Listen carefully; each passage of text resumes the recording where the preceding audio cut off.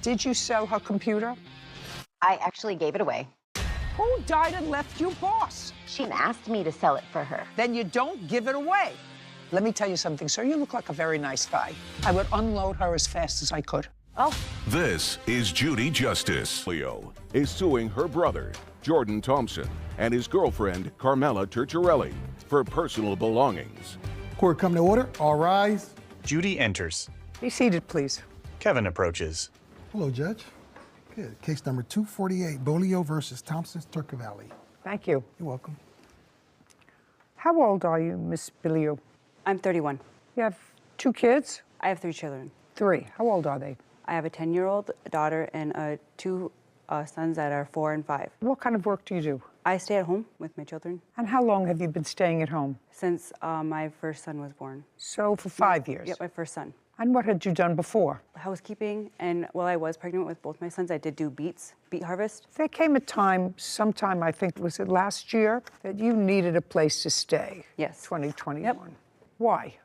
September 29th of 2020, me and my boyfriend had broken up, so I had stayed in a shelter. Is your boyfriend the father of either Yes. one of these Yep. 2 children? All my children have the same father.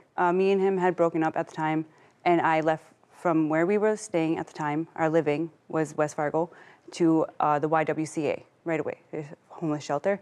And I was there for like 6 months. And during that time, I had met Carmela, and me and her became friends. And I had introduced her to my brother. And then I moved away for a little while in April, and I came back like the end of May. Where did you move to? I went to Texas. What's in Texas? A friend. Where did you meet him?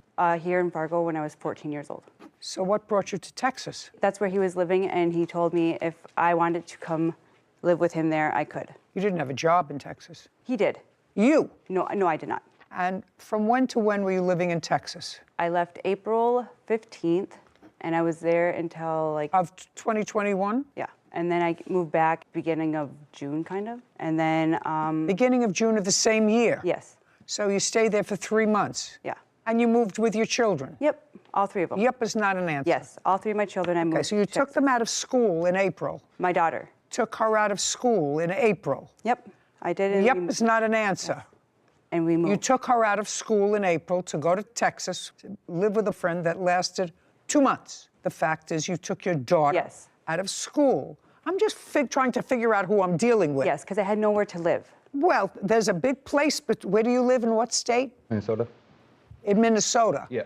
Well, there's a big difference between Texas and Minnesota. And also, there's only 2 months between April, when school is still in session, and June, when it's over. Yes, I know this. Yeah, you know this. You're aware of this. Yes. Okay. I set this up because I really want to find out what I'm dealing with here. Now, I sort of know. In any event, you had no place to go. Your brother contacted you. You contacted him, and he invited you to come and live with him. Yes, he did. All right. That's what he did. You and your 3 children. Nope, just me and my 2 boys. So you were going to live with your brother and his girlfriend with your 2 children. Yes. You got there when? October. Of 2021. Yes. Case is relatively simple. Case involves your claim that they have property that belongs to you. And they have a cross complaint that they probably would not have brought but for the fact that you're suing them. Because I think that they're just happy that you're gone. You moved in with them in October of 2021 and paid no regular rent. The agreement between me and my brother was to buy food for the house and to give him money when I can. Okay, now you weren't working. Now you weren't working, so how are you going to buy food for the house? I was on assistance through Minnesota, so I got SNAP. So you got food stamps? Yes, and then I had child support. Well, I was on child support, but I wasn't getting the money. I didn't start getting money until February of 2022. And that's when I start giving him Just money a second. every so often. In October of 2021, you were not getting child support. No.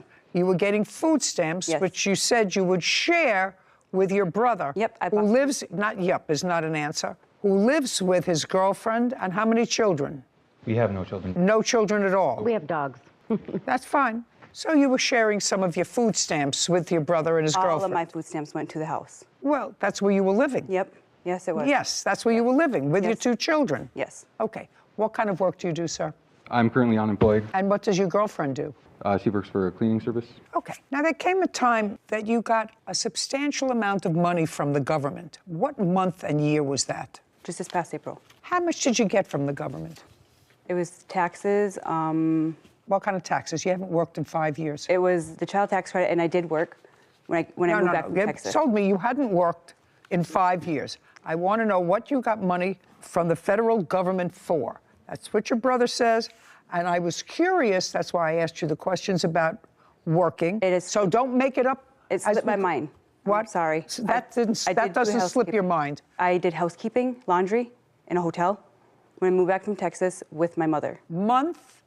You worked from June 2021 until, we'll find out. Until like mid-June because I did not have a babysitter for my children. So you worked for a couple of weeks. Yes. How much money did you get from the federal government in April of 2022? Like $11,000 from the government for child tax credit. So you got $11,000, not from working, not that it slipped your mind, because 2 weeks may slip your mind, because that's what you worked, if you worked at all. $11,000, you got child care credits. How much did you get for each of your 3 children? I only filed for 2 of my children. How much did you get for the 2 boys? I believe $3,000 for each of them. That's $6,000. Where's the other 5? That came to me for the stimulus checks because I did not receive the last stimulus check. They said that my boys did not receive the refund that was coming to them for the stimulus too. So that was all. So on your tax. boys got. Let me understand. Let me understand why this country is in such a fiscal morass today. So you got $3,000 for child care credit for each of your children, and the other $5,000 came because you went to an accounting firm, and they said, well, you should have gotten stimulus money for your boys. Yes. And you missed that, so we're going to put in for it. So they sent you another 5, or they sent you... They sent it all together on one. Okay. All together on one. So that you had plenty of time to go and take care of. Yes. Right. Your judge actually have proof of how much she did get. Jordan hands a document to Kevin. Now, when you got this $11,000, that $11,000 was supposed to help get you through COVID. Yes. Paying your bills, paying for rent, buying clothes for your children. So you got this money in April of 2022, $11,400. Okay. And then you went on vacation. In what month and year did you go on vacation? April of 2022. So the minute you got the money, according to you, I start looking for a vehicle. You bought a car? I started looking for a vehicle. So you started to look for a car. Now, you've been without a car for a while, but you started looking for a car. Yep. And also in April, you asked your friend, your brother's girlfriend, if she would watch your 2 children. Me and her had a discussion before April. You didn't go until after you got the money. Yes. You knew you were getting the money before April because you were going to apply for it. Yes. Yes. But when I got the thing where it said I was getting the money back, it didn't say that much. $11,400. So you decided to go on vacation. Where did you go? I went to Colorado. Where in Colorado? Up in the Denver area. How did you get there? I was with a friend and they drove. Male or female friend? Male. So you went with a male friend to Colorado for how long? I was there for a week. What does this friend do for a living? I'm not really sure. You don't know whether this friend works or not?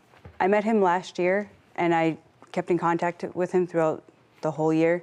And then we just got back in contact beginning of 2022. And you don't know what he does for a living? I'm not really sure what he was doing for work. Caption, coming up. You have no right to give away any of her property, whether you think somebody deserves it more than she deserves it. That doesn't require an answer. I'm telling you what the rule is. Carmela smirks. A courthouse. The Judy Justice logo appears. In the courtroom, Alyssa, Jordan, and Carmela. Alyssa Bolio claims her brother, Jordan Thompson, and his girlfriend, Carmela Turturelli, owe for the value of her personal belongings. Okay, so you went away for a week, and according to what I read, you made arrangements with your friend, your brother's girlfriend, to take care of your two children, and you agreed to pay her $400 for the week. Yes. And then you went away for the week in April. Did you come back after a week? Yes, I did. On what date did you return? The Saturday right before Easter. Date. April 19th, Your Honor. And then what happened? I came home and I talked. April 19th. Yep, I came home on April 19th and I talked to my brother and Carmela. I stayed at the house for a little while because my boys were not there when I got home. What a little while? I stayed at the house for maybe 2 hours and got all my stuff into the house, and my boys were not there. So I believe I went to my sister's house and to my mother's house, and I did not know where my boys were. Just a second. If your two boys weren't in the house, I had asked them where they were. you asked them where you were and they told you it was a secret? No, I asked them where my children were, and they said that they had went with their father. So you knew where they were? When I got home, I knew where they were. I didn't know that they had left previous to me arriving Yeah, home. when you got home from being away with a new friend in Denver, and you said, where are my boys? Duh, where are my boys? They're with their dad. So you went to your sister and mother's house, and then what happened? And then the next morning, we left to the cities, and The next morning, on Easter Sunday, on Easter Sunday, who's we? me and the friend, What friend? my friend that I went to Denver with, So you went where? Minneapolis, How far a ride is that? 4-hour drive. You intend to stay over there? No, we were gonna go visit some of his friends and then come back. But next thing I remember was waking up in the hospital, and I contacted my brother when I did. You have the shock hospital up- records? No, I do not. I contacted them. You have, and- just a second, you have an admission record. No, Do you have a bill from them? no, because I don't get billed. Of course you get bills. When you leave the hospital, they say either you owe us this amount of money, that's what you get when you're discharged from the hospital. You may not be able to get hospital records, but it would certainly be interesting, madam, for me to know what. The next thing I knew after you were going with your friend to the cities to see some of his friends, you don't know anything until after you wake up in a hospital. Wouldn't As you be soon as I woke concerned? up, I contacted my brother. What date? I'm not sure. I don't remember exact dates. I mean, you have 3 children. What do you mean you don't know what date? I don't know the exact dates, but I did contact him as soon as I was able to, because I did not have my own phone. Don't you see how irresponsible this whole story is for a Yes. person who has 3 children? Yes. How totally irresponsible it is. And what is sad about it is you appear to be an intelligent person who just seems to go from one place to another based upon, well, I used to know him in Texas, I used to know him in Colorado, I used to know him here. I'll leave my 2 boys with Carmela. And we don't have no children, so we're taking care of her children while she's out running around doing whatever. I didn't ask you anything. I can actually visualize the picture, and sadly, so can you. What date did she finally contact you after she disappeared again? So after a Thursday after Easter Sunday. Thursday after Easter Sunday, so that's the... The 21st of April is the Thursday after Easter this year. It was actually Monday, the 25th. We got records. That's when I came home. I don't care. I just want to know when you showed up again. I contacted my brother, and I let him know what had happened. And then he was asking about our father, like I was supposed to go pick up our father. I don't care. Let's get to the lawsuit. Now that I understand the characters that I'm dealing with, it is your claim that your brother and or his girlfriend took some of your property, didn't give you all your property that you should have had, because they finally said, we've had enough of you and your shenanigans. Goodbye. I did Good not idea. start leaving the house until that April. I was in the house the whole time with my boys. I've asked them maybe to watch them overnight a couple times, but that's it. I don't care. They had enough of you. You didn't pay rent. They could say to you, goodbye. We tried to do our best. You took advantage of us. Goodbye. Now, that being said, you stayed with them for how many months and didn't pay them any rent, any utilities? How many months? You and your boys? 4, 4 months. because I started paying my brother in February. Paying him what? Money. I gave him money No, I don't when want to I know got who gave him money. Rent. I know that at your age, maybe We you think didn't you're too agree young. upon a state Maybe of you're too an young. amount. They either rent their house, they have a mortgage on their house, they have things that they have We to did pay. not agree upon a set amount for every month. We did not Well, agree don't upon you it. think you should agree on a certain amount every month? You But just we did came not. into $11,000. And it was actually way more than 4 months. Shh. You just came into $11,000. You've been living off somebody else's largesse. You just came into $11,000 that I gave you, or they gave you, but you certainly didn't work for. So you say to at least the person who you're staying with, listen, I'm going to give you a couple of $100s a month just to cover my share of the expenses because you're 2 people and we're 3. I gave him $400 when I got my taxes. As soon as I got it, I gave him money. Did you pay Carmela for watching Yes, I the did. children? Yes, I did. $400? Yes. Okay. Did she pay you? Yes. She says in her complaint that you sold a computer of hers. She says you felt that she owed you more money because you actually watched the children for a longer period of time than the week that she paid you for when she doesn't remember where she was. Did you sell her computer? I actually gave it away. No, I don't believe that. I did. And it's not Well, why her would you give it computer. away? That's just spiteful. Because it was family, and What do you mean it was family? it was family. I am not your family. I don't want you to speak. You have no right to give her things It away. wasn't hers, and I have proof right here. Whose was it? Who knows? I guess her friends. That doesn't matter. It was in her possession.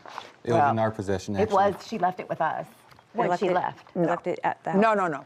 That you may think is in your possession. She asked me to but- sell it for her. What? She even asked me to sell it for her. But it was not Just in your a second. possession. It was in my room. Madam, Yes. if she asked you to sell it for her, then you don't give it away. Well, If she says, sell my computer for me, then you sell it. Then you don't say, I can't sell it, so I'm just going to give it away. I gave it to one of the kids in the family that I thought could use it way more than her trying to use it to bail out her friend from jail. That's not... And she owed me a whole bunch more Who died money. and left you boss? Well, me in the house, because it was our house. Can I ask you a question? Yes. You met her in a shelter. Yes. How long have you lived in that house that you're currently living in? August of 2018, to be exact. Before that, the lease was in my name. What part of I don't want to hear you? So you moved into his house. Yes. Right, so it's not your house. Well. It's his house. And since you're not his wife, you're his girlfriend, for now, you have no right to sell or give away any of her property, whether you think somebody deserves it more than she deserves it. That doesn't require an answer. I'm telling you what the rule is. Oh. Caption coming up. You wanted them to sell your TV, Yes. jacket, and all of this is so that you can get him out of jail. Yes. Oh.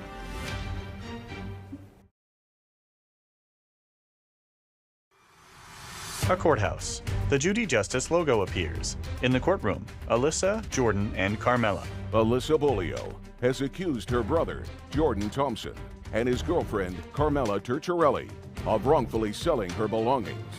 Jordan and Carmela claim Alyssa gave them permission to remove her property. Now, you have no right to go into somebody else's bag. If they gave you instructions and you accepted those instructions, please sell my computer for me, which is what you just said. Isn't that what she just said? It is what she just said. Yeah.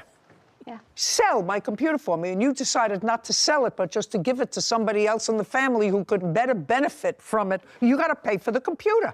Period. She owed me money. Period. I have the evidence. Just a second. Okay. Just a second. That's a different story. Carmela, let me tell you something, sir. You look like a very nice guy. You look like a very nice guy. I would unload her as fast as I could. Oh. I'm just telling you. Wow. I'm just telling you. Because first she says, I gave it away. Let's understand what she says. First she said, I gave it away. Then she said, she told me to sell it, right? Yes. Then she said, I gave it to somebody who I thought could use it better than she was using it. Now, I'm going to ask you, Kevin, to go get the 2 pieces of paper that she wants me to review that she owed her money, and then I'm going to go back and explain to your lovely Carmela, listen to me, sir. I'm listening. Who I would think twice about. Carmela shakes her head. Judy reviews the document. Well, I don't see anything about a computer here. I see that you wanted them to sell your TV, Yes. jacket, and all of this is so that you can get him out of jail. Yes.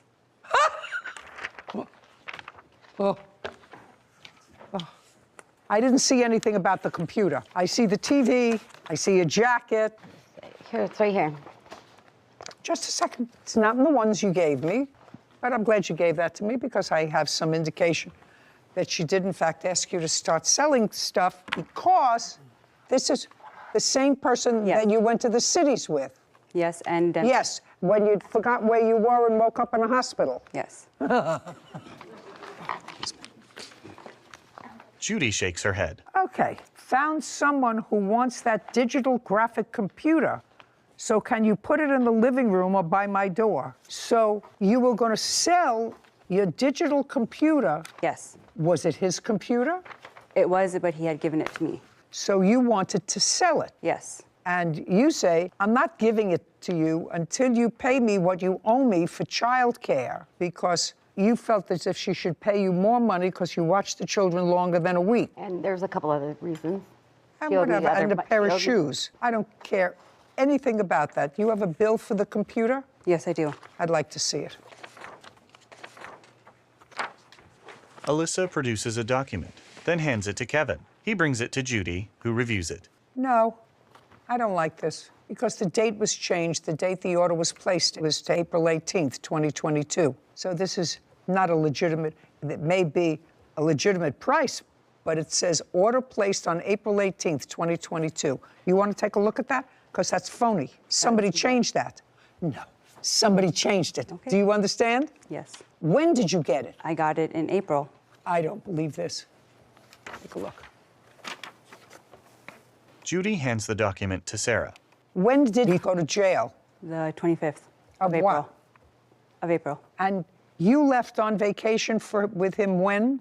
A week before Easter, so I'm not really sure. A week before Easter, Sarah. What's the date? The week before Easter, the previous Sunday would be the 10th, April 10th. April 10th.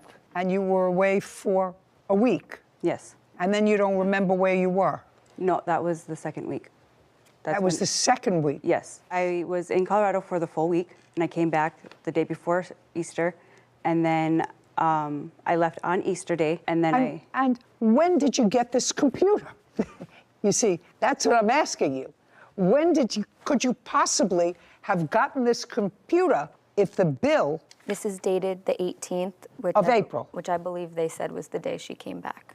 When could you have possibly gotten it from him? I ordered it for him. I paid for it, and then he gave it to me.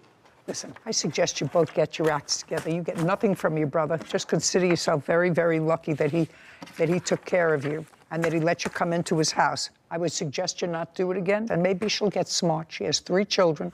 She'd like to raise them together. She should get a job.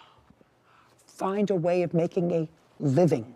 Figure it out, because you made 3 children. They have a right to a certain amount of stability. And they all are stable. That's not stability. That is Get it stability. together. Oh, well, sometimes you can't get through to people. They're that kind of thick, and that's why we are where we are in this country.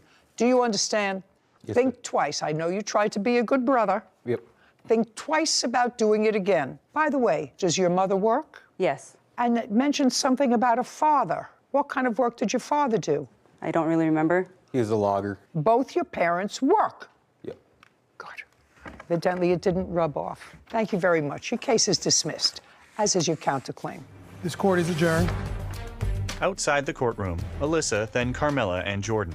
I'm okay with it. She was a friend, and I love her children. And really, it wasn't about her. It's about them kids. He won't talk to me because of her. You need a job, you need to Change.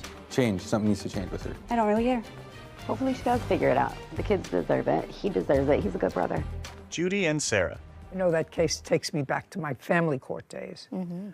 And I only have one observation other than the fact that I'm what should be society's frustration with this, which is once you have children, you have the responsibility, your sole responsibility is to make sure that your children are taken care of.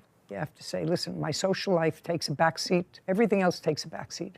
But I have 3 little kids, and they are my priority. So I have to do whatever I can to put my life in order. And she clearly has her priorities all messed up. I agree. I think I can understand and empathize with those women who are parents who can't provide a stable environment for their children and temporarily leave them with a mother, a father, a family member, while they can provide for a stable environment, go get a job, go try and find constant housing. But it blows my mind. I can't empathize with leaving your children with family to take care of and then not doing anything to put yourself in a position to care for them. In a better place. Yeah. You're right. I don't have to worry. Title, Judy Justice. Want justice? Go to judyjustice.tv. Credit. This was a terrible incident. He started screaming in my face, and I told him that he needed to leave, and he wasn't. Sorry. Just take a minute. They're lying. You were belligerent and you were angry. Yes. You didn't act smart. This is Judy Justice. Suing vet assistants Heather Schilling and Hannah Hensley for damages from an assault. Court come to order. All rise. Have a seat, please. Kevin. Case 2122, Wheat, Schilling, Hensley. Thank you. You're welcome. Mr. Wheat, it is your claim that the defendants assaulted you. Yes, Your Honor. And this is what I gather from reading your complaint. On August 10th of this year, your cat was injured. How was your cat injured? That I don't know. The morning of the August the 10th, I had let him outside.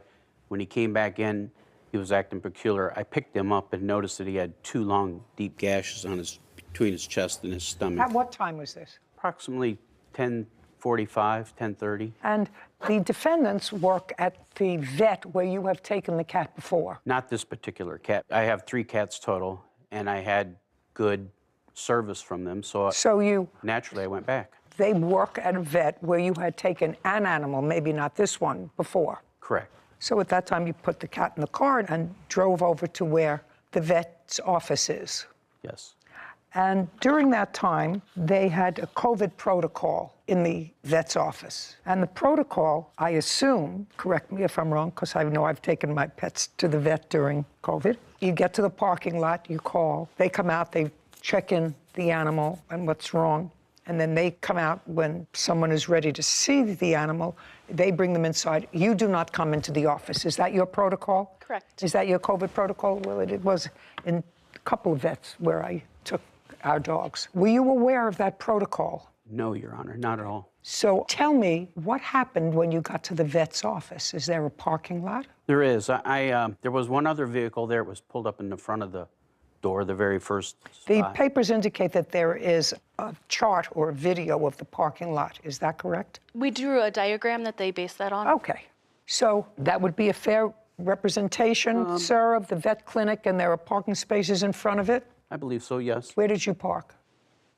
Yes, please. My car, I'm assuming at this point, the main door is approximately over here. Okay. There was the vehicle that I was mentioning is parked here, and I was parked here. Okay, but you were parked right in front. Yes. Okay, is that right? Yes. Great. John returns to the plaintiff's table. Okay, so what happened when you got there? Well, I walked around the back of the car, got the cat out. He was in the passenger seat in the cat carrier. And I went immediately up to the door, and I don't know the defendants' names, but the younger of the 2, she was already out front with a... You mean the young lady in the blue sweater? Yes. Is that who you're talking about? Yes, You're Your looking Honor. over there. What is your last name? Hensley. Miss Hensley. She was already outside with a customer at Your that Honor, point. that was, it wasn't me. Don't speak. Okay, so you say Miss Hensley was already outside with another patient. I thought it was Miss Hensley. It could have been another lady that worked there, but it was similar in youth and... Okay, so somebody came out and was talking to another They were patient. already there, and so they stopped me. I was proceeding up to the door, and I, like I say, I have pictures of the signage that they have. So you can't read the signage until you get right up on top of it. Okay, so you went to the door, and what happened? I went to go in, and I was stopped. By whom?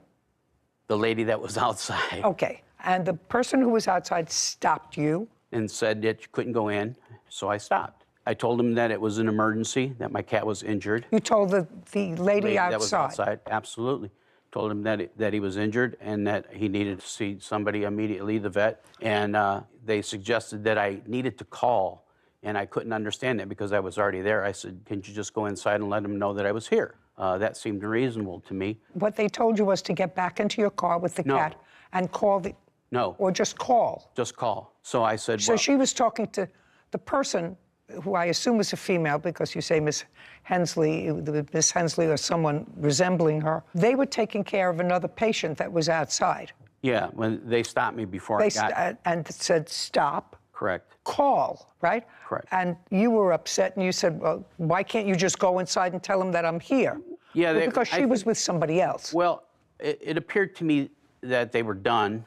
Okay, I don't care what appeared to you. Yes. She was outside with somebody else. She told you to call. What happened next? Well, I sat the cat down, and I actually sat on the concrete and waited. That person had... Waited for what? That person left. As soon as they got done talking with me, they went into the building. So, and I waited about 5 minutes. And then I guess it was Miss Hensley now. She came out and asked me now if I had an appointment, my cat's name. I said no. And I told her, I said, no, it was an emergency. And then she told me at that time that there was no vet on duty. And so then that's when I got up. I was upset. I said that I needed to leave. I did use an explicitive. What did you say? Well, I said that I needed to get out of there so I could get some help. Okay. And then I picked up my cat and the carrier, and I was proceeding to leave. And? That's when the other plaintiff, Miss Schilling came out, and she confronted me, and she started into a huge rant about how she wasn't going to stand there and listen to this or whatever. Were you shouting at Miss Hensley? No. No. She told you that there was no vet on duty. Right. And you got up and you said, I'm going to get the whip out of here. Correct. That's it? Yeah. Yeah, Okay. the fact that I had waited 5 minutes, I was, it was upsetting. So then when she Miss came Schilling out, came out and? she started into a huge rant. What did she say? A rant is a conclusion. What did she say?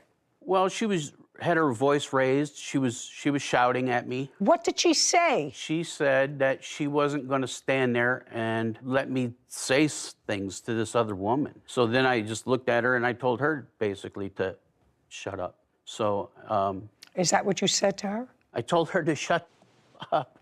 Okay, so you again used an expletive. Yes. Okay. Yeah, there was no reason for She said, okay. I'm just asking you what happened. Yes. So you told her to shut up. I did. And? That's when she came over. She was probably about 3 foot away, and she stepped right over into me, and she put her body on mine. So she stepped right into me, pushed me back with her body, and she told me, I'm not afraid of you, I'm not intimidated by you. And I told her, don't touch me, get off of me. And I told her twice, and she never moved. I put my cat down, and I moved her off of me. What do you mean, I pushed her back off of me. You put your hands on her? She was already on me. How was she on you, sir? What physical part of the defendant? Her chest, her entire body was leaning on me at that point. She body checked me. I'd like you to go over there and show me where Miss Schilling came out and where the three of you were standing. Okay, I have pictures as well. Okay. So here being the front door. Yeah, right. And here was the box where I was sitting. When I picked up the cat, I moved over to here. When she came out the door, she was approximately here. And then she moved over to me and put her body on mine. When Miss Hensley came out and told you there was no vet, why didn't you just get into your car?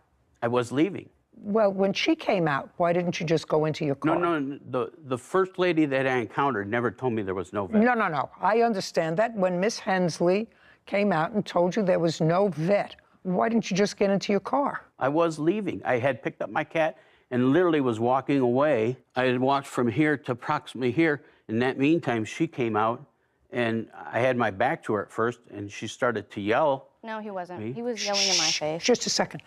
I'm going to let you have a turn as soon as he's finished. Go ahead. She started to yell at me, and that's when I told her. Okay, go back. Thank you. And then what happened? So now she put her body on you. You put both hands on her and pushed her back. To push her off me. And then what happened? Then she struck me. How did she strike you? With her open hand. Where did she strike you? On my face. Okay, when you pushed her, she slapped you. She did. And next? And then the other one slapped me. She reached over her shoulder and slapped me. Okay, on the face? On the face. And then? And then we started to argue, and it was just yelling back and forth. And then the gentleman came out of the vehicle that was parked in that first spot, and he kind of diffused the engagement, and that's when she told me, just leave, leave. I felt safe enough to turn at that point, and I went and put my cat back in the car, and that's when the lady in the blue ran behind my car, said, don't let him leave, don't let him leave, ran behind my car and placed her body on my car. And? And then that's when I told her, I says, you can't keep me, you can't detain me here. I'm going to take my cat to someplace where I can get him some medical. And I moved her away from my car. How did you move her away? With my hands. So you... Open hands. Okay. That's when she turned and struck me with her fist, broke my glasses, gave me a black eye. I was defending myself at that point. I had my hands up. I'm all cut up on this. And then that's when I finally grabbed her by her hair and pulled her off of me. Which one did you grab by the hair? The brunette. Hannah fumes. Caption coming up. What was he saying to you? Sorry, it's a lot. Reliving it. He started screaming in my face, and I don't even remember. I'm so sorry. I don't remember exactly what he was saying. It was really scary. That's all I know.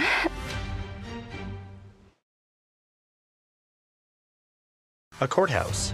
The Judy Justice logo appears. In the courtroom, John, Heather, and Hannah. John Wheat claims vet assistants Heather Schilling and Hannah Hensley owe for damages after he was assaulted in the parking lot. Okay, now prior to her going behind your car, you had had no physical interaction with her. Other than her hitting me. She slapped you. Correct. Okay, got it. Okay, Miss Hensley, you came out at some point. What do you do for the vet? I am a vet assistant. And how long have you worked for the vet? Like a year and a half. So you've been working for the vet all during COVID? Yes. Is this the first incident that you had while you've been working at this vet? Yes. How long have you been working at the vet? 10 years now. Have you ever had another incident like this, either during COVID or before? Not like this, Your Honor. I've had to call the police before. We've had threats. We've had people shouting. Of course, animals bring out emotions, but never has anything ever been physical. Did you know Mr. Wheat from prior visits with other cats? I did not.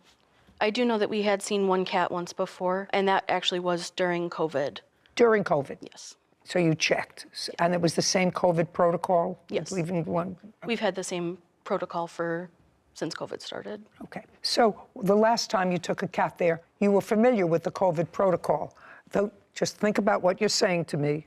Okay. The last time you took a cat there was during COVID, so you were familiar with the COVID protocol. I believe I might have called before I went there. And you waited in the parking lot. Somebody came out, took the cat inside. I believe so. And that's the protocol. And the reason that you didn't do that this time is because you felt as if it was an emergency.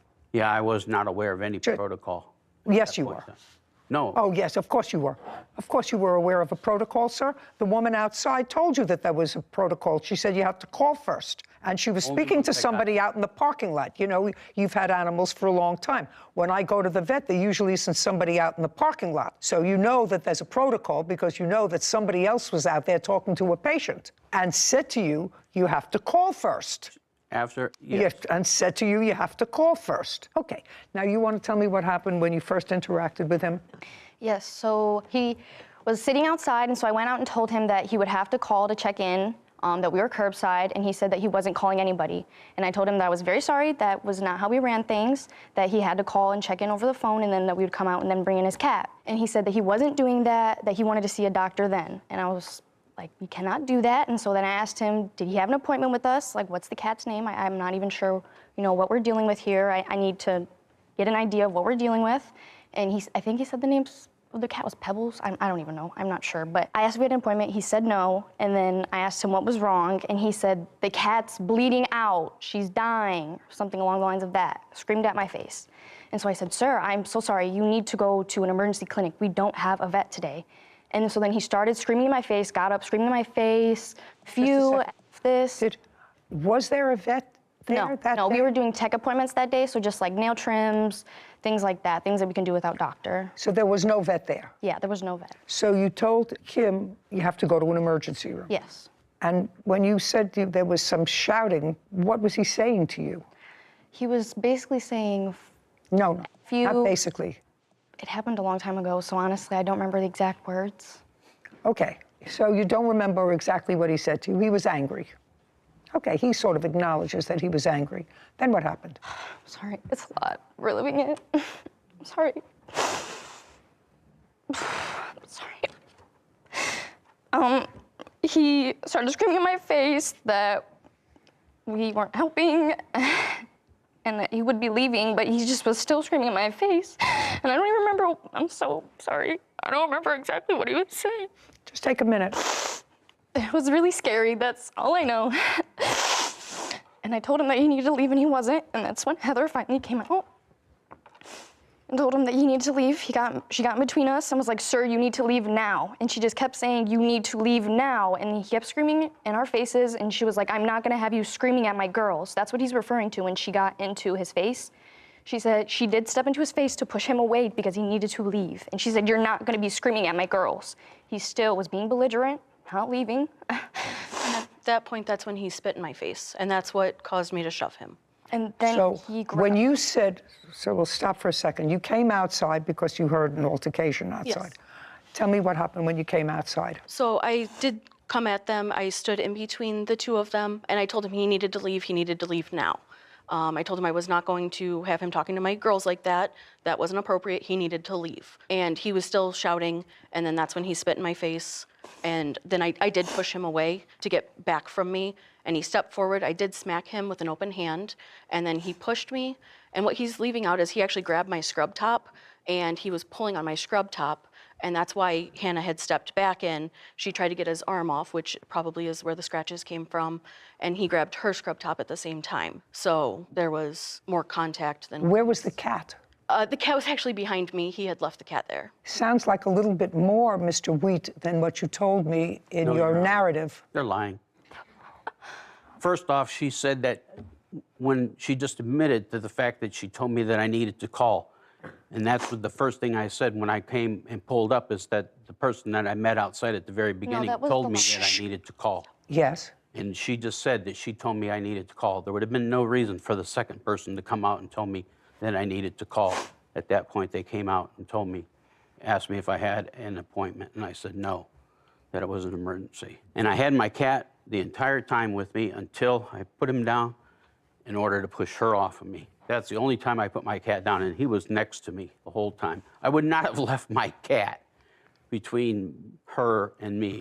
Mr. Wheat, these people have been in business for a very long time. Is it just possible, sir, that because of the circumstances, and you were there with a cat who was bleeding out, that you were high energy and maybe not totally composed? I mean, I have two people who work here, at least one who's worked for the same vet for 10 years.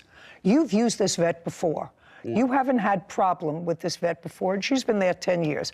And I assume that, at least she tells me, she's never had an incident like this before. So I can actually imagine, you know, I'm trying to put myself here, somebody comes out and says to you, "We don't have a vet on duty," which you probably didn't believe at the moment. No, I did. Well, if you believed that there was no vet on duty, why didn't you just walk into your car? Why did you say anything to her? Why did you use an expletive? Why was there any need to have any communication at all with her? If there's no vet here, okay, I better get my animal to... Well, Your Honor, when I first pulled in and I had that conversation with whoever that worked there, and I'll use that term loosely, whoever, they knew what I was there for. Don't tell me what anybody else knew, sir. Caption coming up. You were not told that there was no vet inside by the first person that you encountered. No, that's wrong. No, I was absolutely right, sir, in what I said to you. So say yes, ma'am. Yes, ma'am. Right.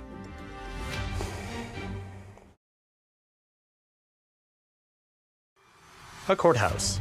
The Judy Justice logo appears. In the courtroom, John, Heather, and Hannah.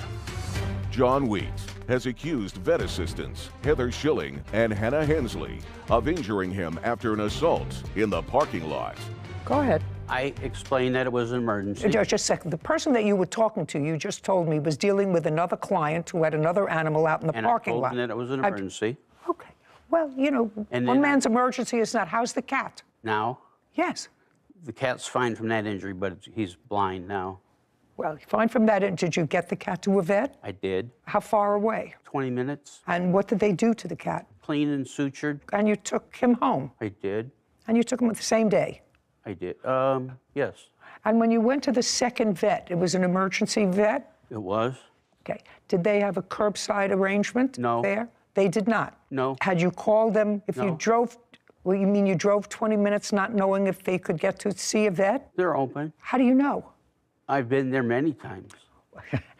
Mr. Wheat, do you think that I think that you drove with your cat without calling first to see if they were open and a vet there when they had already told you that their vet wasn't there? Why would I get in the car? I wouldn't at least make a call. The only other vet that's available right there. Well, how do you know that that vet was available? I've never been there where they've not.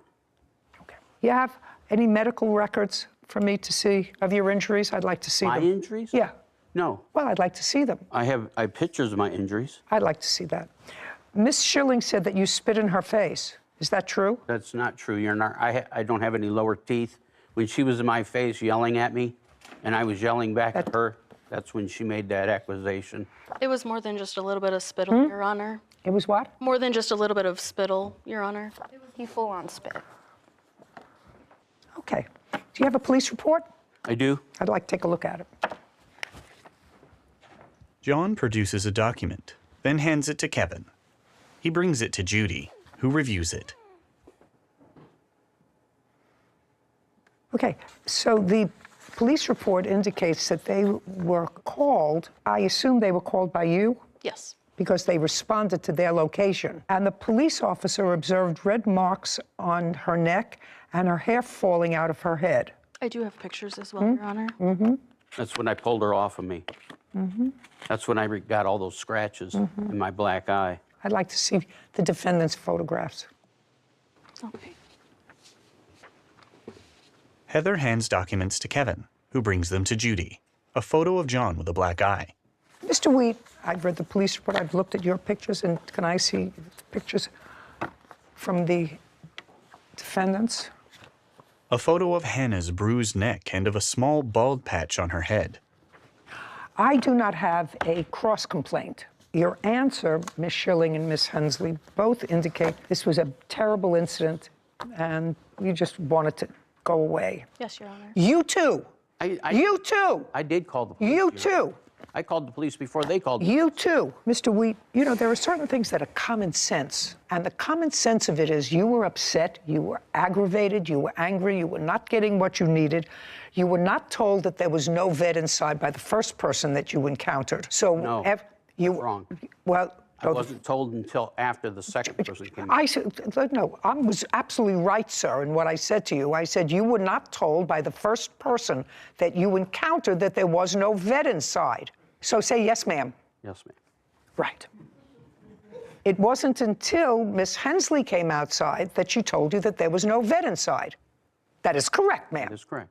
Right. Now, in between that time, according to you, you sat outside for 5 minutes. That's correct. You sat outside for 5 minutes and you did not do what you were instructed to do by the person who was outside taking care of another animal, and they said you have to call first. You said, you're right here, why can't you tell them? That's what you just told me, is that correct? As soon as I finished with the conversation about them calling, they left me and went inside. That's okay. You did not call, and you sat there on the cement, according to you, and waited.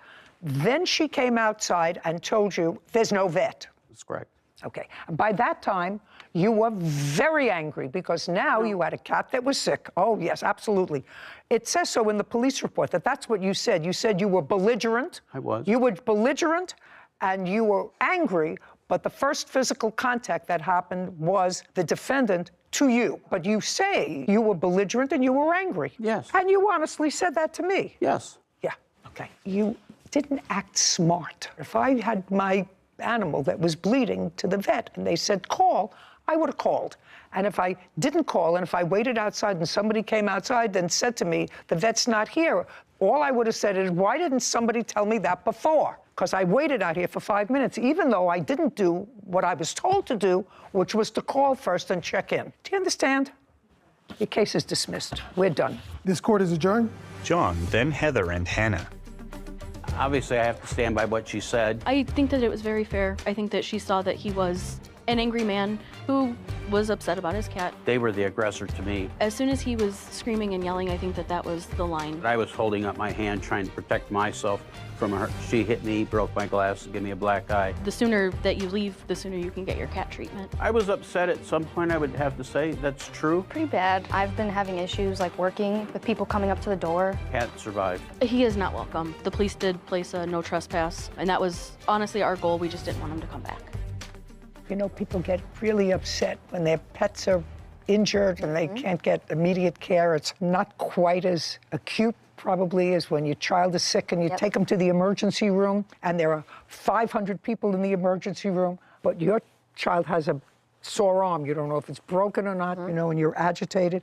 He was clearly agitated, agitated and angry. Actually, I sympathized with him. You know, the first person could have said to him, we have no vet. If it's an emergency, go someplace else. Didn't. And then he sat and waited. And as he sat and waited, got angrier and angrier. And then we have no vet. You have to go someplace else. Bottom line, it was all a bad scene. But it was a bad scene precipitated by him. Yeah, just listening to his story, I could tell the agitation level just as he's waiting and not getting info. Right. You could tell, and like you said, sympathize with it. Unfortunate. I think the defendants actually were interesting that they didn't file a counterclaim. I also was surprised by that. Because they had, one of them, the young woman, had some serious injuries, pulled her hair out, she had marks on her neck. They just said it was a bad incident, just let it go. He should have too. Title, Judy Justice. Want justice? Go to judyjustice.tv. See your right hand. I'm moving my arm as I walk. That is a lie. Somebody else was keying his car in the back. Yes. This is a lie. He yelled at me. It's very unnerving. That was a lie. If you say again it's a lie, I'm going to dismiss your case. Do you understand that? This is Judy. Zachary Martin is suing his neighbor, Nancy Morrell, for property damage after his car was vandalized. Judge Judy enters. Court come to order. All rise. She takes her seat behind the bench. Have a seat, please. Kevin approaches. Hello, Judge. Case 2151, Martin versus Morrell. Thank you. You're welcome. Mr. Martin, you and the defendant are neighbors. Yes, ma'am. How long have you been neighbors? Moved into the subdivision in 2019. That's how long you've been there? Yes, ma'am. Do you know how long the defendant has been there? I think 2014. Is that right? 2017, Your Honor. Oh, okay. And where do you live in respect to one another? You want to go over there and show me? I live in this house right here. Or I did. I don't anymore. This house right here. And she lives right here. You sold your house? Yes, ma'am. Okay, and the defendant She lives right here. Where the blue car is? Yes, ma'am. Okay, thank you. A diagram of a neighborhood. This is sort of a circular area, and from the circular area, you pull into your driveway. Is that right? Okay. It is your claim that the defendant keyed your car. Yes, ma'am. And when did this happen? January 22nd, 2022. The defendant says that she did not key your car. She has a counterclaim. She claims that she was falsely arrested and held overnight in jail. That is a lie. But just to Okay. That's her claim, that she was falsely arrested, that she spent a night in jail. She had to hire a lawyer, did hire a lawyer after her lawyer requested several adjournments. You were not, at least physically, in the courtroom at the time of the last adjournment, and the case was dismissed. So let's go back to prior to January 22nd. I assume that if you're alleging that the defendant keyed your car, that you have some negative history with each other. Yes, ma'am. Starting when? There are so many. I mean, it started out when we moved in the subdivision. They were nice at the beginning, no issues. And then the kids started having, her granddaughter lives with her. Okay, how old's your granddaughter? She's 9 now. She was 8. Okay. They started out having some issues, as kids do. I mean, you know, that happens. You have a child of a similar age? Yes, ma'am. She's 11 now. She was 9 or 10 when we lived there. And the two children had an issue? I mean, you know, kids argue. No, I understand that. I'm not going into who was right and who was wrong in the kids' argument. I don't really care. But when did that argument between the two children spill over to the neighbors? Well, I guess the final straw was Labor Day weekend of 21, the Sunday before the Labor Day.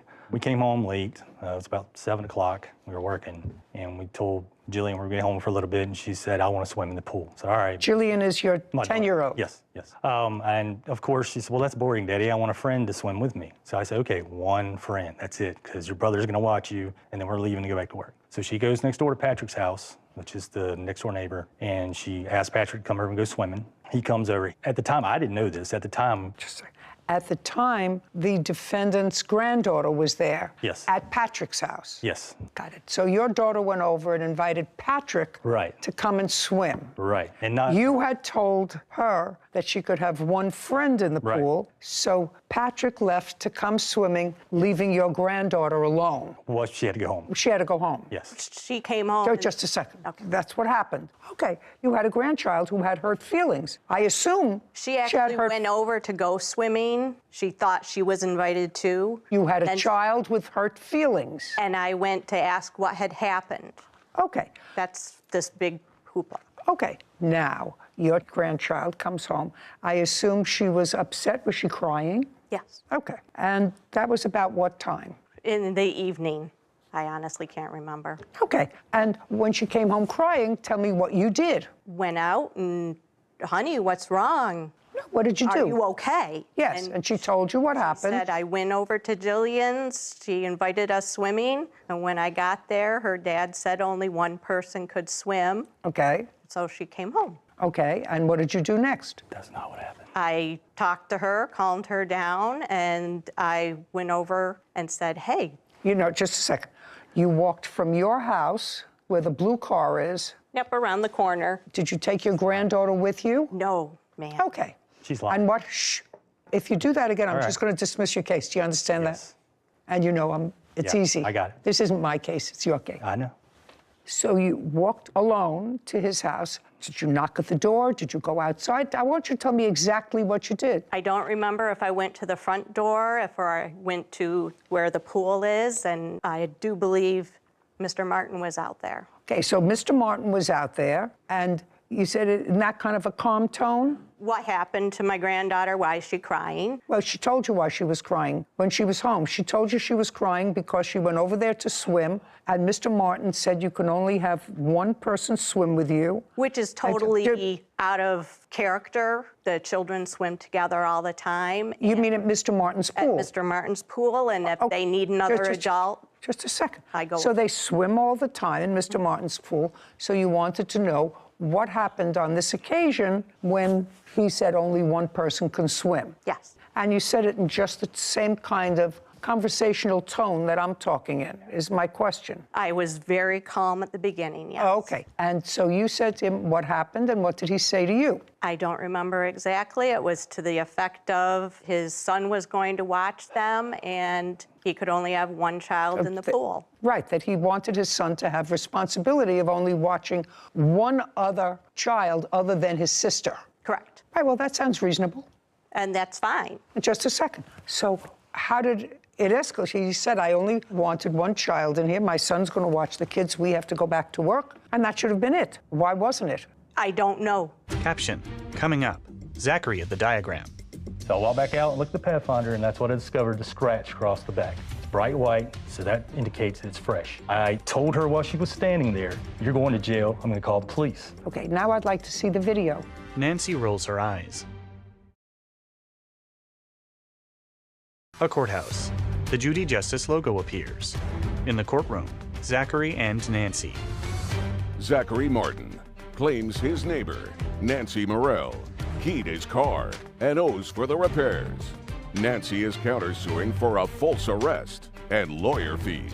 Now let's get to your version of what happened. Okay, so you said only one child. Her granddaughter went home. Her granddaughter, who's a little girl, is upset. Why can't I go swimming too? I got that. And? This is a lie. Everything she told you was a lie. Just a second. She did not come to my house. Just a second. She did not come to my house. If you say again it's a lie, I'm going to dismiss your case. Do you understand Yes. that? Yes. I asked you what happened. She did not come to my house. Okay. Her daughter came to my house. Just a second. You mean her granddaughter's mother? Yes. I never talked to her. Before my daughter went over, I had gone over. She didn't. Oh, no, just a second. Yeah. Now I don't believe you, Miss Morell. Now I don't believe you, madam. I watched your eyes. I just watched it. Now, uncross your arms. So, her daughter came over first. No, Yes. I Well, went she over. never- I don't want to hear you. She never came over. The daughter came over. She bypassed my front door and went to the side gate where the pool is. She told my son to go get me. To go get you? To go get me.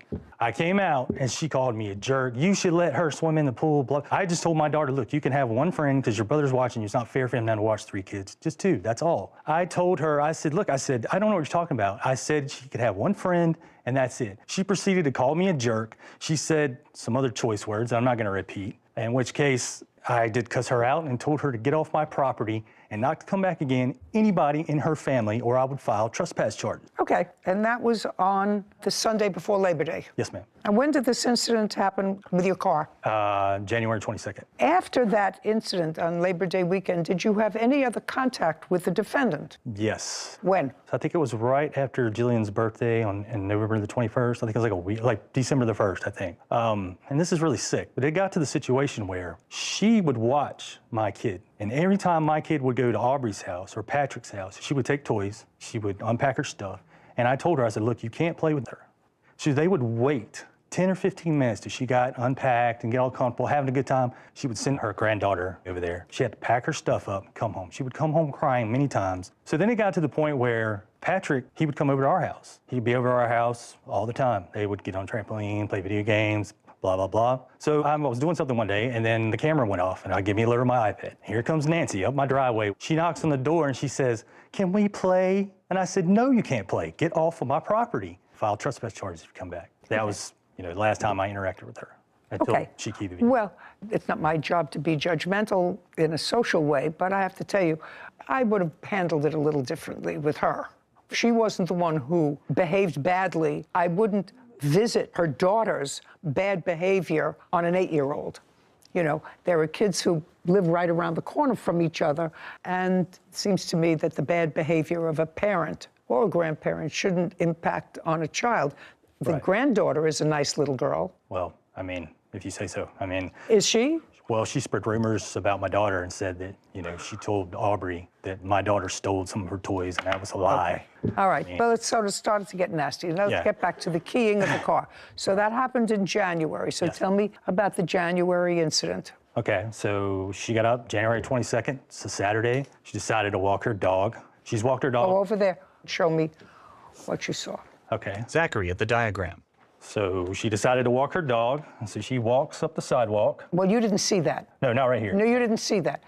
When she gets about right here, which is Patrick's house, the mailbox is right here, you can see in the video. That's when the cameras detect motion. That's when I get the alert. So I see her walking the dog, and she's walked her dog past my house many times, but never gotten that close to my vehicle. So immediately I thought something. Where was your car? My car is parked right here. In the driveway? Yes, ma'am. So she walks the dogs, and she is right beside the view. I mean, you can see in the video, you can see her right hand go up. So I immediately run out of the house. I have a truck parked right here. I looked at my truck. I thought maybe she did something to the truck.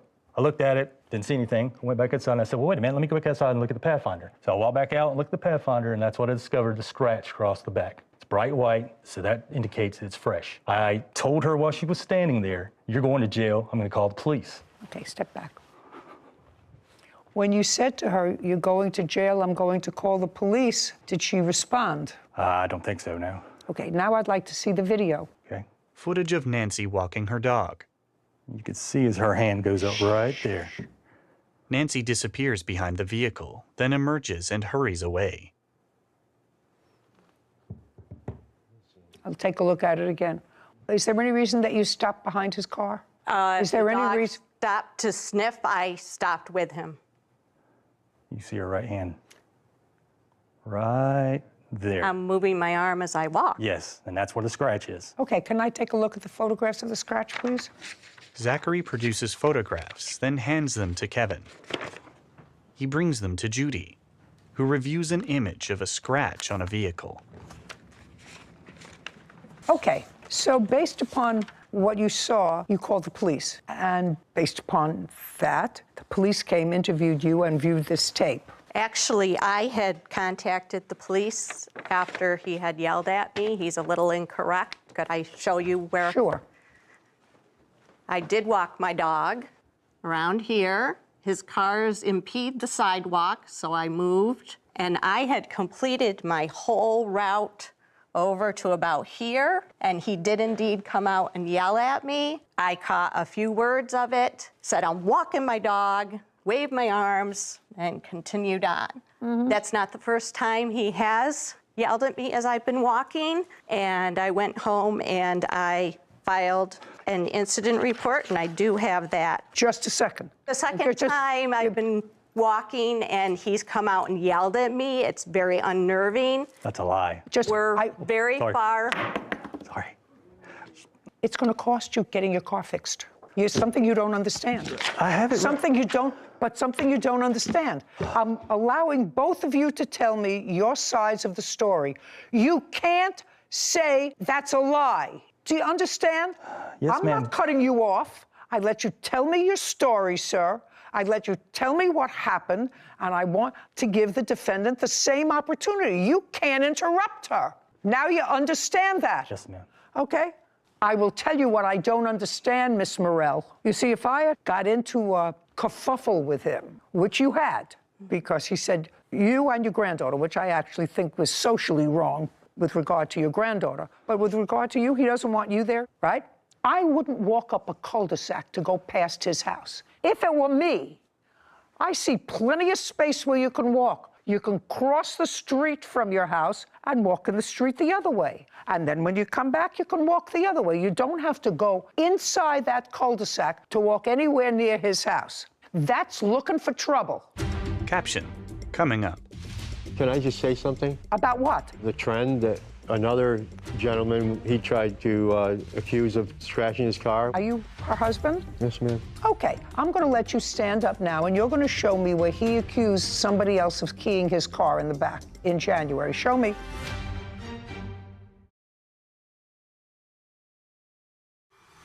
A courthouse. The Judy Justice logo appears. In the courtroom, Zachary and Nancy. Zachary Martin is accusing his neighbor, Nancy Morell, of keying his car. Nancy is countersuing for a false arrest and lawyer fees. So you have a counterclaim, and your counterclaim is for false arrest. He didn't arrest you. The police arrested you. And the police arrested you based upon what they believed, after looking at that video, was probable cause that a crime was committed and probable cause to believe you participated in the commission of that crime, which is vandalism. He didn't make a citizen's arrest. The police made an arrest. And not only did they make an arrest, but they were serious enough to have you get a lawyer. Your counsel went in. I assume your new counsel asked for an adjournment. I assume your new counsel, you were there. I believe so. I was not there, ma'am. I waited out in the hall, and my lawyer represented me. Fine. So I assume that you knew that your lawyer was going to ask for an adjournment. The lawyer didn't prepare you for trial, did he? No. No. Your Honor. So he was. I'm not listening to you. As a witness, can I just say something? About what? The trend that another gentleman, he tried to accuse of scratching his car. We have evidence of that. Just a second. That I'll listen to in a minute. Okay. The second time your case was on, did you go into court or did you wait outside? I waited outside in the Then if you waited outside, you knew again your lawyer was going to ask for an adjournment. The first time the case was on, did you attend the court hearing? Yes, ma'am. Were you inside the court? Yes, ma'am. She was not there.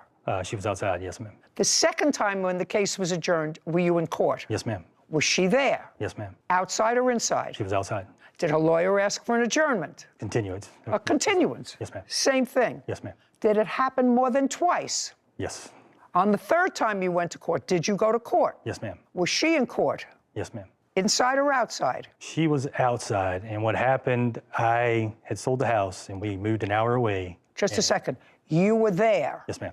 Okay. Now, I'm going to let you stand up now, and you're going to show me where he accused somebody else of keying his car in the back in January. Show me. Nancy's husband, Jerry, rises. No. He tries to approach the bench. Judy waves him back, then Kevin comes and collects a document from him and brings it to her. Well, this says that on January 18th, which was 4 days before this incident, you reported another vandalism to a Nissan Titan. Yes, ma'am. Is that the car that you saw her key or believe she keyed? No, ma'am, that's a different vehicle. That's what I thought. That's a different vehicle. That has nothing to do with this car. Well, the gentleman that he accused of, he didn't even have arrested or didn't want to press charges. Just a second. Okay, so now I'm going to let you stand up, and I'm going to give you my end of the riot act, because if this is what you're deluding yourself with, I'm going to tell you. He didn't have video of anybody on the 18th around his car. In your wife's case, sir, he had prior experience with her. She had no business walking right in front of the house when there are plenty of other places to walk. If they are not on great terms, he had every right to call the police, show them the video, and they had every right to arrest her. Do you understand that? I understand that, but Good. that doesn't This has prove nothing. that she scratched the vehicle. That doesn't prove that. Just a second. That's what a trial is for, sir. That was up to a jury. What your wife is suing him for is for false arrest. He didn't arrest her. The police arrested her. Now sit. Jerry sits. May I see the invoice? Have you had the car fixed? Yes, ma'am, I have an estimate, and I also have the police report. where I'd like to read see her own both. words. I'd like to see both. Zachary hands documents to Kevin, who brings them to Judy. She reviews them. So the police officer indicated that after you were told about what the officer saw on the video, you've decided to make no more statements about the incident, and you were placed under arrest for malicious damage. The officer also reported that the scratch on the back of the car was fresh because there were fresh paint chips on the street that were red paint chips. There's a red car that came off that car, which demonstrates to the eyes of any layperson that since there's traffic back and forth there, if there are fresh scratches and fresh paint, it means it just happened. So your counterclaim for false arrest and anything addended thereto is dismissed. I did not do it, Your Honor. Right, well, okay, maybe the case was dismissed. That doesn't mean you're entitled to money from him. Police had probable cause to believe that a crime was committed and probable cause to believe that you committed that crime. The rest of it is up to a jury. So you have a beef with the police department, not with him. They had an absolute right to arrest you. I'm not giving you $2,500 for this scratch, sir. Get it out of your mind. Do you understand? Why not? It's not a $2,500 scratch. I mean, that's an estimate from a $500. Judgment for the plaintiff. We're done. This court is adjourned. Outside the courtroom, Nancy, then Zachary. Well, she was incorrect because I did not do it. You know, we took an oath when we went inside to tell the truth, and she lied repeatedly, and she got mad at me when I said that's a lie, but it was a lie. That he saw me walking by and looked at the car and said, oh. The next day I called the police to see what happened, and they informed me they arrested her. I thought they were there because I had called about him harassing me, and then all of a sudden they just said, you scratched his car. And I said, no, I didn't. I think she should have stayed in jail longer. They placed me in custody. The lady does nothing but lie. She's a liar. It was horrible. In chambers, Judy with Sarah. I actually thought his behavior when the defendant brought her granddaughter over subsequently and said, can't she play? Because evidently there are 2 or 3 kids who live close by and they always play together. All of a sudden, the granddaughter is excluded from that play. There's a certain amount, as a parent, he should have had some sense of that and said, well, of course they can play, but your daughter owes me an apology. You know, if you're behaving like an adult, your daughter owes me an apology. I tried to do a responsible thing. I didn't want to let my son watch more than one stranger child in a pool, which is absolutely smart because, God forbid, something happened to one of those children, they would certainly turn around and sue him. Yeah. So he did the responsible thing. Was it hurtful to the other child? Yes. According to him, his daughter was playing at Patrick's house. She came over and said, you can't come, because they're little children. They don't understand. You can't come. Only one person can come. But you're a grown-up. So understand how that could be hurtful to an 8-year-old. Anyway, I think that they both behaved badly. And he's very smart to have moved out of that. Out of the cul-de-sac, out of the cul-de-sac. Yeah, could you understand why she would walk her dog there? Yeah, I agreed with you that if you've already had even just a hint of distaste with any of your neighbors, I just walk on the other side of the street, just avoid it. And this seems like a perfectly avoidable house in the cul-de-sac. You actually have to go into his loop in order to make the loop. So I don't know. I think both sides questionable, but I'm glad that he got something that you were willing to give him for his car. Yeah, get your car fixed reasonably, and the police absolutely had a right to arrest her. Yeah. There was a complaint. They looked at the complaint. They saw the damage. They saw it was fresh. They saw her right there on the video.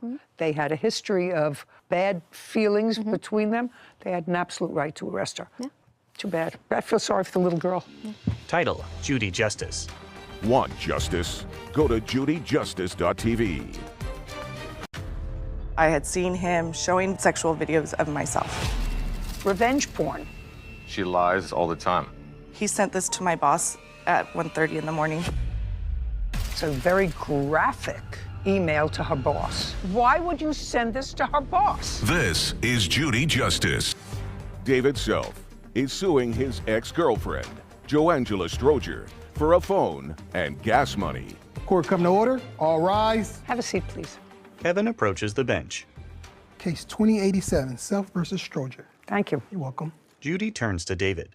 Your last name is Self? That's correct. There are two parts to your claim. I'm going to get and take your hands out of your pockets. Sorry about that. I'm going to get and dismiss one of them and get to the one that is important. You and the defendant were in a dating sort of relationship. That dating relationship sort of continued for a while. At some point, you had an argument and she left you. She stranded you. That was in July of 2022. You say you had an argument, she drove off and she left you stranded. You had to get a hotel for the night. You had to pay a friend for gas money. Blah, blah, blah, blah. Correct. Forget that. That's what happens when you have a fight with your girlfriend. Okay. You have a fight with your girlfriend. How old are you? I'm almost 40. Well, for someone almost 40, they know how to get home. Correct.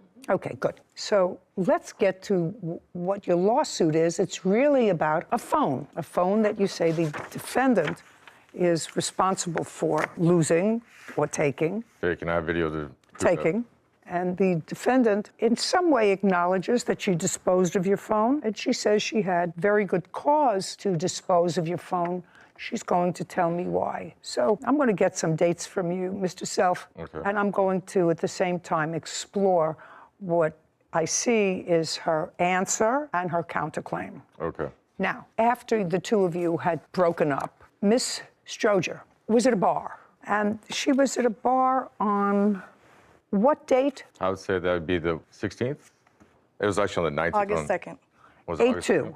You see how she knows better about these dates than I do. Well, but it's your case. I understand that. So let's say she's right, that it happened on August 2nd. Okay. And at that time, the two of you were no longer dating or a couple. Yes. And you were going to a bar. And when you got there, was the defendant there? Not that I was aware of at the particular time. You didn't see her? I didn't see her, no. What time did you get to the bar? I'd say about 4 or 5. Anybody else at the bar? There's quite a bit of people there, to be honest. How many people? I'd say about 30. Anybody you knew? Quite a bit of people. Of the 30 people there, how many people did you know? I'd say at least 10. But you indicate when you got there, you did not see the defendant. No, I wasn't paying attention to her at the particular time. Well, you say that there were 30 people in the bar, Correct. 10 of whom you knew, so you knew some people, and this was a former girlfriend of yours with whom you had been close association and intimate, right? Correct. And you didn't see her. Well, they have a back patio, and then they also have the indoors and everything like that. And then they have a front area, too, as well, so. Tell me, Mr. Self, when did you, in fact, see her? It's when she was doing the bowling. And that was a little bit later on when I was playing pool. About what time was that? I don't know, probably like 7 or 8. So you had been in the bar for between 3 and 4 hours. Yes. Okay, so now you're at the bar for 3 or 4 hours. And are your friends there, these 10 people that you knew? Yes. Now, I'm going to go back a little bit to the breakup that you two had. Gotcha. Was it a mutual breakup? So what ended up happening and everything that we had a disagreement on the 23rd in Norco, and she left me stranded there, so I had to get another friend give me a ride back to my residence. I can't understand a word you're saying because you're speaking too fast. On the 23rd, Better. she left me at a barbecue and had a friend give me a ride back to Riverside, California. A friend who was at the barbecue. Yes, that's correct. Okay, so you were at a barbecue with her. That's correct. And that was how far away from where you were living in Riverside? I say about 20 minutes away. And your friend was at the barbecue, and after you had an argument with her, your friend took you home? Prior. No, not prior. Is that what you just said to me? In Norco, California, is when she left me at a barbecue. And then at the bar, or when we were down in Huntington Beach on the 30th, she left me. I have video that shows all that. All right. I asked you whether the breakup was acrimonious. So one time she left you at a barbecue where you knew somebody who drove you home. Correct. And you didn't stay in a motel, you didn't do No, anything else. Okay, good. And then she did it again. Yes. Is that what you're saying to me? Yes. And the second time was when? It was on the 30th. Okay. And that is the time when you say you had to spend some time over. So after she left you the second time, Yes. is that when you no longer communicated with her? That's correct. Did you say, why did you leave me? How dare you leave me? You didn't have any communication by text or phone or anything else, is what I'm asking you. So her cousin's supposed to play in a band. We showed up late. She was upset and distraught about showing up late. Who showed up late? We did, because I was with her. I just need a date of that, On the sir. 30th. I have on the 30th, so she was upset that you showed up late, and? We showed up late to her cousin's thing. They're supposed to be at 2 o'clock. We got there about 2:05. She's upset about that. When we were driving down the road, because we're trying to find parking, which everybody was around and everything, she was getting upset and getting angry with another driver, to the point where I had to pull the e-brake to stop the vehicle, as I thought she was going to run into it. And then what I tried to happened? de-escalate the situation as much as possible. Mind you, there's 2 minors there in the back. I would just like to know, was the breakup, I'm trying to figure out, was the breakup acrimonious or mutual on the 30th? Who broke up with whom? She left me. She left you there. That's correct. On the 30th. After she left you there on the 30th, did you have any communication with her? I was done with it. Just a second. So after the 30th, you didn't see her or communicate with her until you saw her on August 2nd, is what you're saying? Yes. I didn't see her again.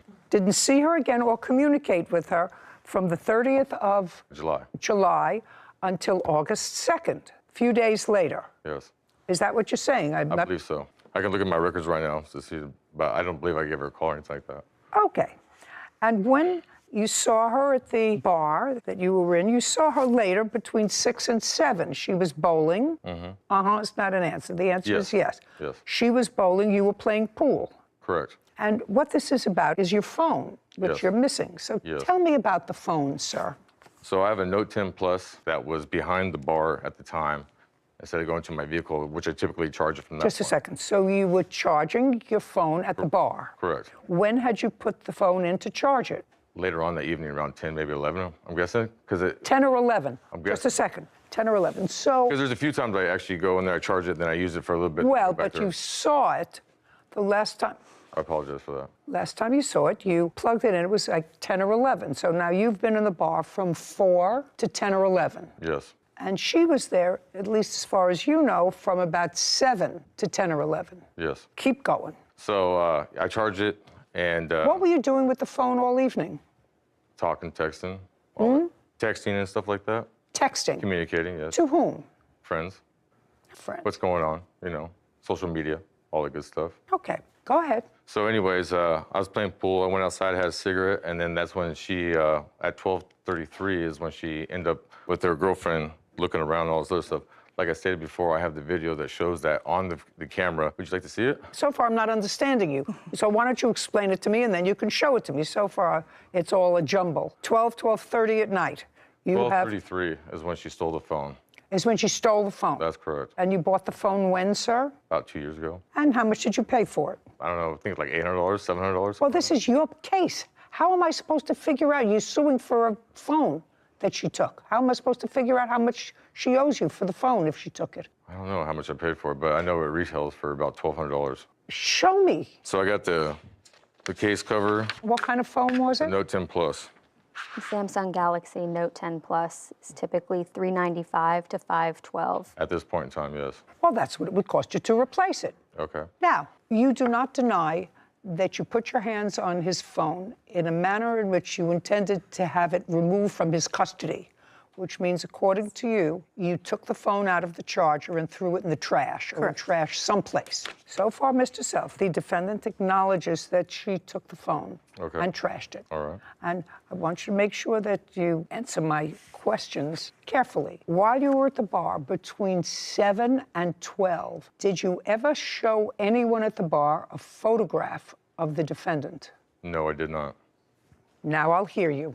So I got to the bar around 8:30 because I played darts that night. I did not see the plaintiff. I was playing bowling. There's an arcade game.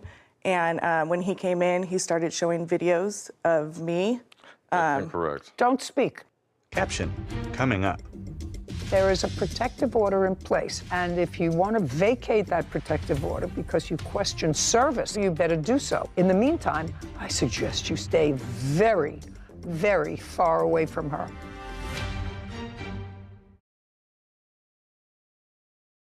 A courthouse. The Judy Justice logo appears. In the courtroom, David and Joangela. David Self claims his ex-girlfriend, Joangela Stroger, owes for a phone and gas money. Joangela is countersuing for harassment. Now, did you see him showing videos of you to anyone at the bar? I saw him showing videos. But didn't see what they were? No. I would never do such a thing. Apologize. Could you stand up, please? Absolutely. A blonde woman rises. Do you know Mr. Self? I do. Tell me your name. Amy Amy what? Clark? Were you at the bar on the 2nd of August? I was. And you know the defendant? Yes, she's a friend of mine. And what about Mr. Self? How do you know him? As her ex-boyfriend? Be careful of what you answer me. Did you see what Mr. Self was showing on his phone? I did not see what he was showing on his phone. I saw him showing the phone, and I had friends who came up to me to see if I had seen it. You can't tell me what your friends told you. Understand. You can sit down. Now, Ms. Stroger, your answer, and of course your counterclaim, involved the fact that Mr. Self was showing intimate pictures of you that he had maintained on his phone. So far, we don't have a witness to that. So what I want you to tell me is whether or not you personally had a conversation with Mr. Self about those videos on that night on August 2nd. I asked him not to show video of me around the bar that night. You did have a conversation with him? Yeah, because he approached me. Put your hand down. I want you to tell me about the conversation. He approached me basically... I don't want to hear basically. He approached me what time? saying hi about 9:30 that night. Approached me saying hi. I told him I didn't want anything to do with him, that I had seen him showing videos, and that I was told that it was sexual videos of myself. And what did he say? He said he can do what he wants with his phone, and walked away. Do you recall that conversation, Mr. Self? There was no conversation that took place. The only video... No. Slowly. There was no conversation, that took place. That took place about anything like that. What video I did have was her being irate over there in Huntington Beach. So if you'd like to see that too as well. No, I'd like to see the videos that she says that you have of her on your phone. I don't have any videos of her like that on my phone. Did you delete them? I don't have... Just a second. Oh, he has a new phone. Got it. He has, just dawned on me, he has a new phone. Well. I did have a letter stating that he did get the backup and he's got all the videos again. Oh, I'd like to see that. I do have a backup. Once I... Just a second. Okay. He sent this to my boss at 1:30 in the morning. 2:43, sorry. Judy reviews a document. Mr. Self, this was sent by you to her boss on the 9th of August. Okay. Would you tell me the purpose of sending this letter to her boss? She does very good at showing that she's a good person and all the other good stuff. No, I don't think, listen to me. I don't necessarily think anything. Okay. I think any woman that allows photographs to be taken of her, intimate photographs that she would not want put on the, I'm speaking that she would not want posted on the front page of a local newspaper. Correct. I think that that's foolish. Yeah. I do. And I know a lot of people do it. I do a shout out every once in a while and say that that's stupid to do. And I think certainly if you were showing those videos or those photographs to anyone at the bar because you were annoyed with her or whatever, you thought it was fun, I think that that's childish. sad, maybe worse. What I want to know is, after this all happened, why you sent this email to her boss. Because the thing is this, that she is trying to pin me as a bad guy or something like that, is what she's really trying to do. She's trying to manipulate it to be on her side. She lies and manipulates all the time. And I've seen that because I was with her. I should know. Okay? The thing is this, I have the video of her over there in Huntington Beach being irate, unable to have a conversation. I don't care if she's irate, sir. Right now, she has no proof that you were showing videos of her at the bar that evening. Yes. You don't have that because that's your counterclaim. And if you don't have that, then I have to dismiss your counterclaim. But there's also harassment and stalking that he's been doing. Okay. I have to dismiss that part of your counterclaim, which is for revenge porn. Okay. Now, you're going to tell me about the stalking, and first I'll take a look at a police report. The police report, unfortunately... Just a second. If you don't have it... I have a restraining order, and the police... Just a second. Do you have a restraining order that's in effect now? Yes. I'd like to take a look at it. Also, Your Honor, too, I have also... No, I'm not... Okay. I didn't ask you anything. Joangela hands a document to Kevin, who brings it to Judy. She reviews it. Were you at a hearing, Mr. Self, on this protective order? I never even got served papers at all for anything. I have proof of service. Was there a signature on it? Well, Mr. Self, she has a restraining order that's, and the hearing date was August 25th, 2022. She appeared. You're supposed to stay away from her. I'm just telling you. And I'm telling you, considering the fact, and I don't know whether you were released from prison recently. Are you still on parole? I'm on parole right now, yes. Okay. Well, if you're... I didn't ask you anything. Well, if you're on parole, Mr. Self, and you say you weren't served with this restraining order, I would strongly advise, sir, that you retain counsel and question service. Yeah, I've contacted my probation officer. They're well aware of the situation. Don't tell me what they're aware of. I'm telling you that there is a protective order in place. Gotcha. And if you want to vacate that protective order because you question service of that protective order, you better do so. Okay. In the meantime, I suggest you stay very, very far away from her. He called me yesterday. I called you yesterday? Yes. Don't speak to her. Tell me what the conversation was yesterday. I was on my way to work, and I didn't know the phone number, so I answered it, and he said, please just give me a minute, and I hung up. Did you call her yesterday from that phone? There is a phone. Just a second. That would be a yes. Yes. Okay, and you know this situation is hostile. Yes. And you knew you were coming here today. That's correct. Would you tell me, please, why you called her yesterday? I didn't mean to call her by any means. It's pocket dialed her. Well, if it but called her or pocket dialed her, sir, that means that you were able to transfer all the information that you had on your old phone into your new phone, because after the experience that you had at the bar, there would be no reason for you to have her number in your phone. I know. Unless you just transferred. I got it right here. Well, if you got it, listen to me. If you got it right here, then it wasn't a butt call. So you can either butt call when, am I wrong about that? You know, I'm not technically sophisticated, but I do know this. I can't think into my phone. Now, maybe there is a phone that you can think into. I'd say, well, I have her number right here. You can't say, am I missing something here? You might only butt dial me because I'm in your favorites, but... Caption coming up. Why would you send this to her boss? It shows that she lies and manipulates and all sort of stuff to get her way. I'm at a point where I don't actually believe that you didn't show some photographs of her around that bar.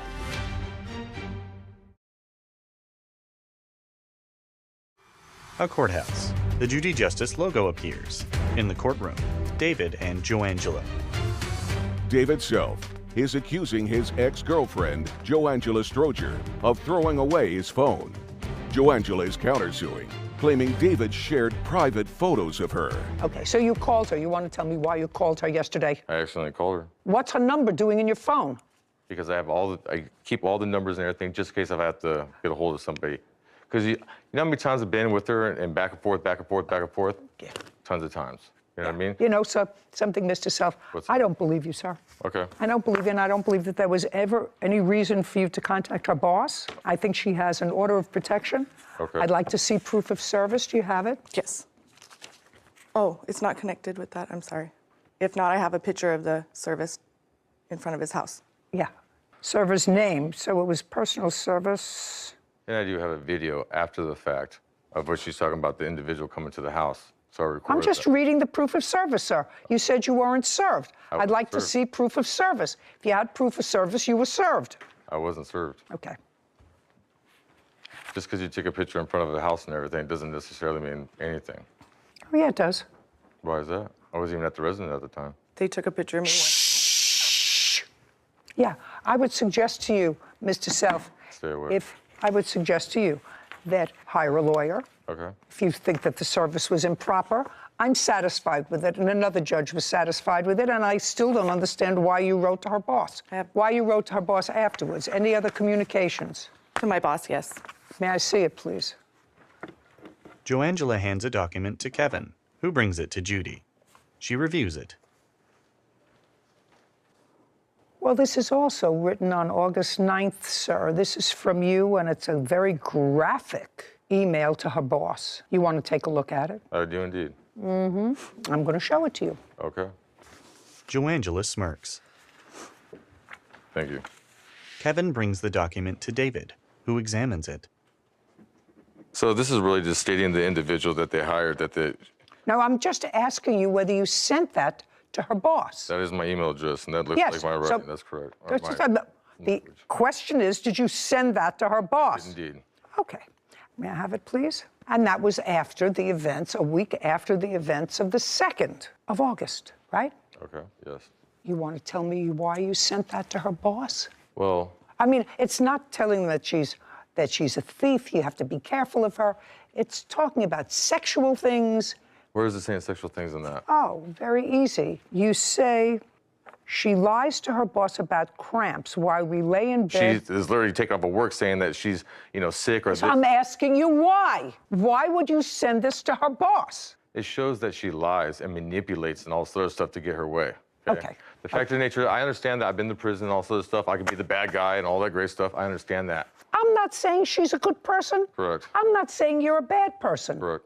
She's got to pay for her phone. Yes. You got to pay for this. Because I'm at a point where I don't actually believe that you didn't show some photographs of her around that bar. I don't believe that you didn't show some photographs of her around that bar. I would never do such Just a thing. a second. Well, the same person who would never do such a thing wrote to her boss that you were present when she called her boss and said, I can't come to her because I have cramps, and she was laying in bed with you. Correct. Okay? And that same person wouldn't show a picture, No, No. different. Okay, good. On your counterclaim, I am awarding you $5,000 on your counterclaim. From that, I'm taking off the $500 because he had no right to trash his phone. There are alternatives. One of them is not trashing his phone. Therefore, ordering on the counterclaim a judgment for the defendant in the amount of $4,500. Plaintiff's case is dismissed. We're done. Thank you very much. Thank you, Your Honor. This court is adjourned. David, then Joangela. She gets away with it again. The judge is very fair. Unfortunately, he tried to make me look like the bad guy, but the judge can see right through him. Did I show her videos? Yes, why she was being irate over there in Huntington Beach. That he's showing sexual videos of me and him. The nudes and all that stuff, no. Why would I do something like that? I went black, and that's the only reason why I threw the phone in the trash in the first place, because I felt helpless. She sold me on this great person and everything, but come to find out, you know what, it's not what it is. I gotta just be more careful with their phone around. Judy. I guess, Sarah, it's because of my generation. But I've been saying for a very long time, even before the internet, because, I was, in fact, young at some point in my life, and they did have all kinds of cameras and Polaroid cameras back in the day. But never take a photograph of yourself or allow a photograph to be taken that you wouldn't like to see on the front page of the New York Times. And now with social media, I think that that's more true than ever. To me, why would you post anything or take a picture, allow a picture to be taken that might later embarrass you? I agree to an extent, but I disagree with you that in this case, because the defendant mentioned that the plaintiff had taken some of this video and photo without her permission. And I think that now it can get a little bit blurry as to, well, I didn't approve my photo taken. Obviously, a sexually explicit photo getting sent to your boss is not the intended purpose of that photo. I think whoever sends that photo, misdirecting the intention of the photo, is the one that should be held accountable, not the person that was sending it in for a purpose of a long-distance relationship. There's many reasons why now people might send photos that they wouldn't want plastered on the front page of the New York Times. But as the recipient of a photo like that, You're not supposed to republish you it. have a responsibility, if you care enough about that person, to keep its intended purpose private. I absolutely agree with you. But it is bad judgment, so I don't mind repeating at least my perspective, which is if you don't want to see it out there, don't take it. Title: Judy Justice. Have you been cheated? Go to judyjustice.tv. He alleges that it was you who hit his car and then left the scene. Yes, Your Honor. Did you have a driver's license? No, I did not have a driver's license. And your father knew that you were driving the car without a license? That's a yes or a no? Yes. So far, not good parenting. This is Dean Miller. He's suing vehicle owner Robert Pena for damage after his 17-year-old son hit Dean's car. Court come to order. All rise. Have a seat, please. Kevin approaches the bench. Hello, Judge. Case 2076, Miller versus Pena. Thank you. You're welcome. Judge Judy turns to Robert. Mr. Pena, is that your son? Yes, it is. The one who was driving the car? Yes. Okay, good. You stand up next to your father. Mr. Miller, is your claim that the defendant's son hit your car that was parked in a parking lot? Yes, Your Honor. And it was parked in the parking lot of a high school? Yes, Your Honor. Do you work in that high school? Yes. As what? I'm a teacher. What do you teach? I teach what's called on-site continuation. It's a continuation classroom for 10th through 12th grade students. Do you go to that school? Yes, Your Honor. Okay. On what date did you park your car when you allege it was hit? That was on March 8th, Your Honor.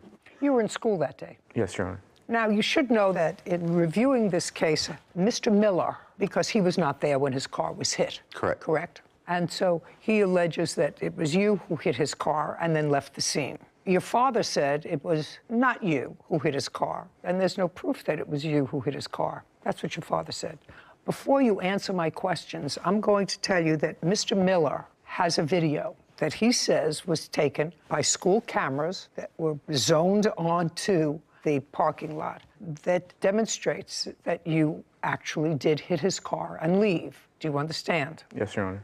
So now we're going to go back to March 8th, and you're going to tell me what happened with Mr. Miller's car.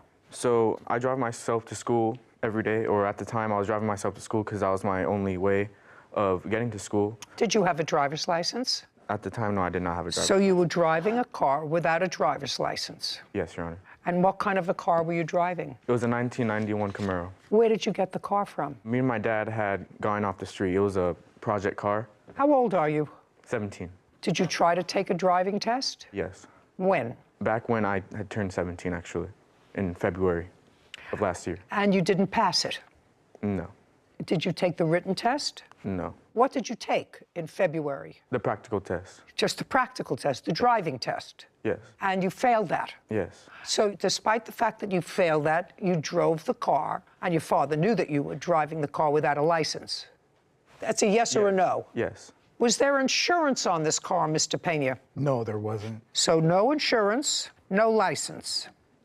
So far, not good parenting. You understand that, Mr. Pena? Yes. Great. Okay, so you drove yourself to school and? There's a parking lot that all the students, teachers, anyone who goes to school, really, they can park Yes, nobody suggests you were trespassing in a place you weren't supposed to be. Yeah, so every morning I would park in... Not everyone, look at me. That day, Mr. Miller's car. Yes, Your Honor. That day, March 8th, I came to school as usual and I parked in my area, and then one of the on-school deputies that the school has, he pulled up right behind me as I parked, and he asked me for my information, he asked me for my name, my school ID. I want to know what happened with Mr. Miller's car. Oh, nothing happened with Mr. Miller's car. So what you're telling me is that you did not hit Mr. Miller's car. Is that what you're telling me? Yes, Your Honor. What car were you driving that day? 1991 Camaro. What color is it? Red. How long have you been going to that school? It's my 4th year going. How many other people drive a 1991 Camaro? Red. Nobody. Nobody. And so I'm going to watch this video. Sarah, do we have the video? I have it. Sarah produces a tablet. So, She sets it before Judy. wait, you'll see it. Judy watches the screen. Okay. You had a truck. Yes, ma'am. Okay. Okay. So There's no question you hit the truck. Do you want me to show you the video? No, Your Honor. Well, if you don't want to see the video, that's because you told me a lie. Oh, yes, I'd like to see the video. Absolutely. Going to watch very carefully, you pulling into a spot and the truck moved as you were pulling in. Have they shown you the video, Mr. Pena? They showed me a different version of that video. Well, I've just seen the version that I saw. Kevin brings the tablet to Robert and Nathan.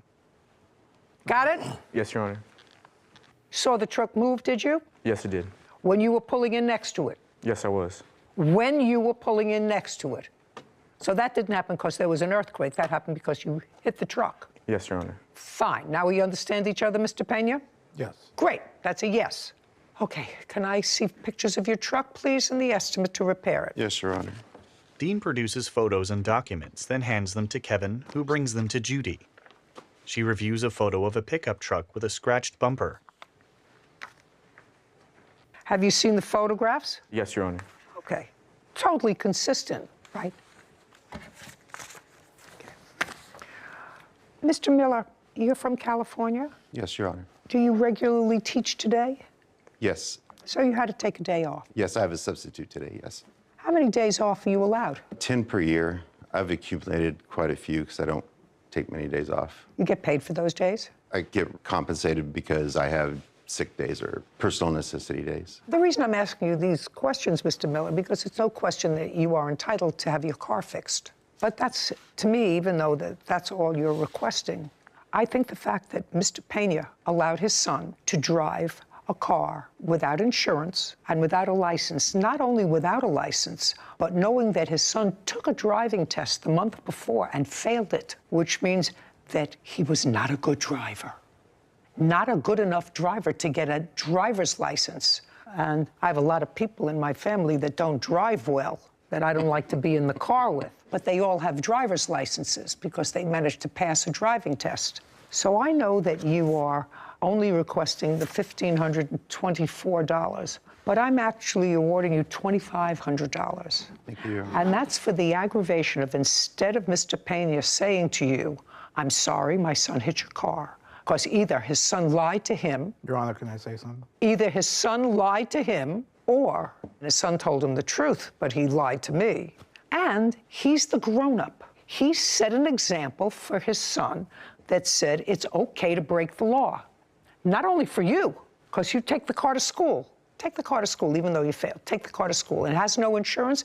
If you hit somebody in that car and you seriously injure them, that car has no insurance. Car has no insurance. He has nothing to lose. Car has no insurance, but the person who he hit, person whose property he may have destroyed, they have no recourse. You understand, sir? That's a bad parental example. You want to say something to me or not? Yes, I do. Caption coming up. I don't care that you didn't like it.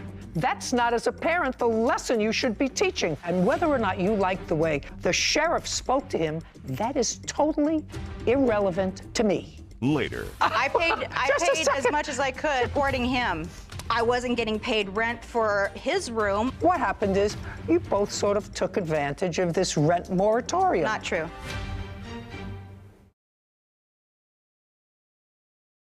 A courthouse.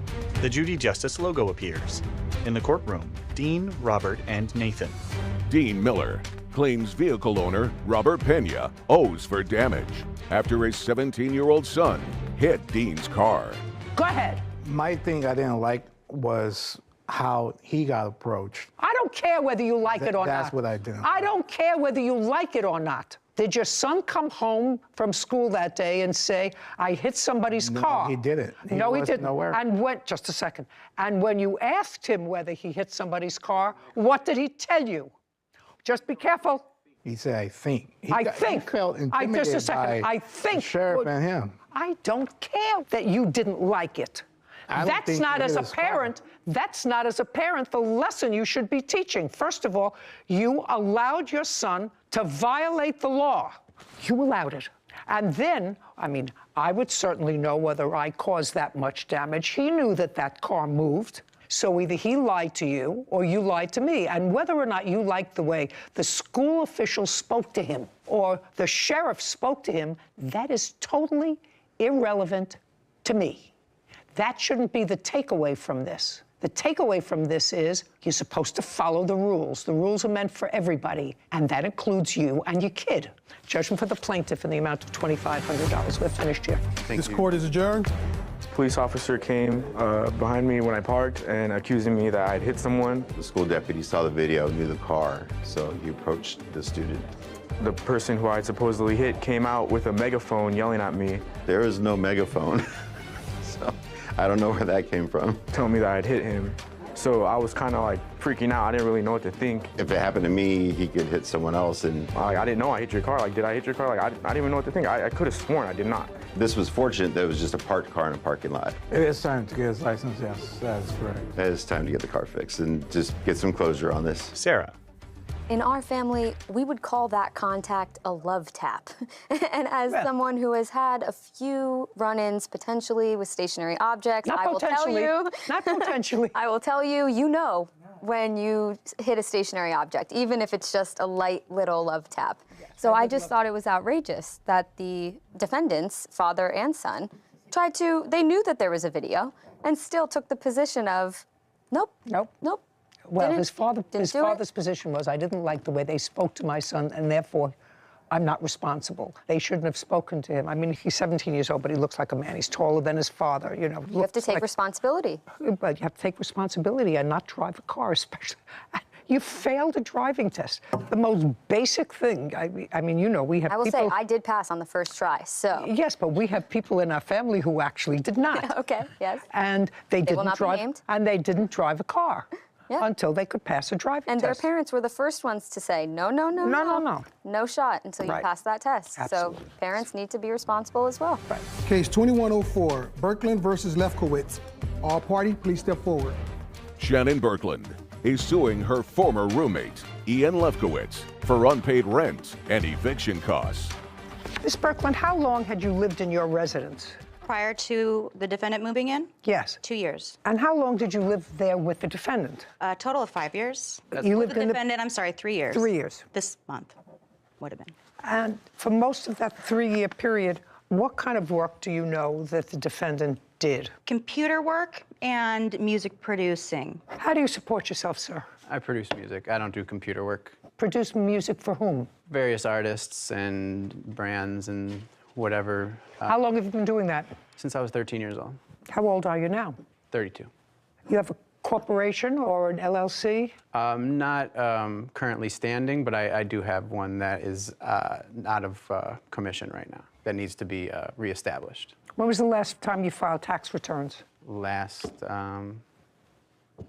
April. Last April, yeah. And on your tax returns that you filed, how much did you indicate that you earned? I receive royalties from a company called, and they take my taxes out automatically, so I'm not sure how much. I'm asking you how much you reported your gross income was when you filed your tax returns in April. They come automatically, is what I'm saying. I didn't file them. They're paid for and filed automatically by the company that distributes my royalties. So is what you're saying you didn't file tax returns in April? I assume that they're filed automatically through this company that pays me. Mr. Lefkowitz, when was the last time you put a stamp on tax returns that you sent to the government? I do not know. Ever?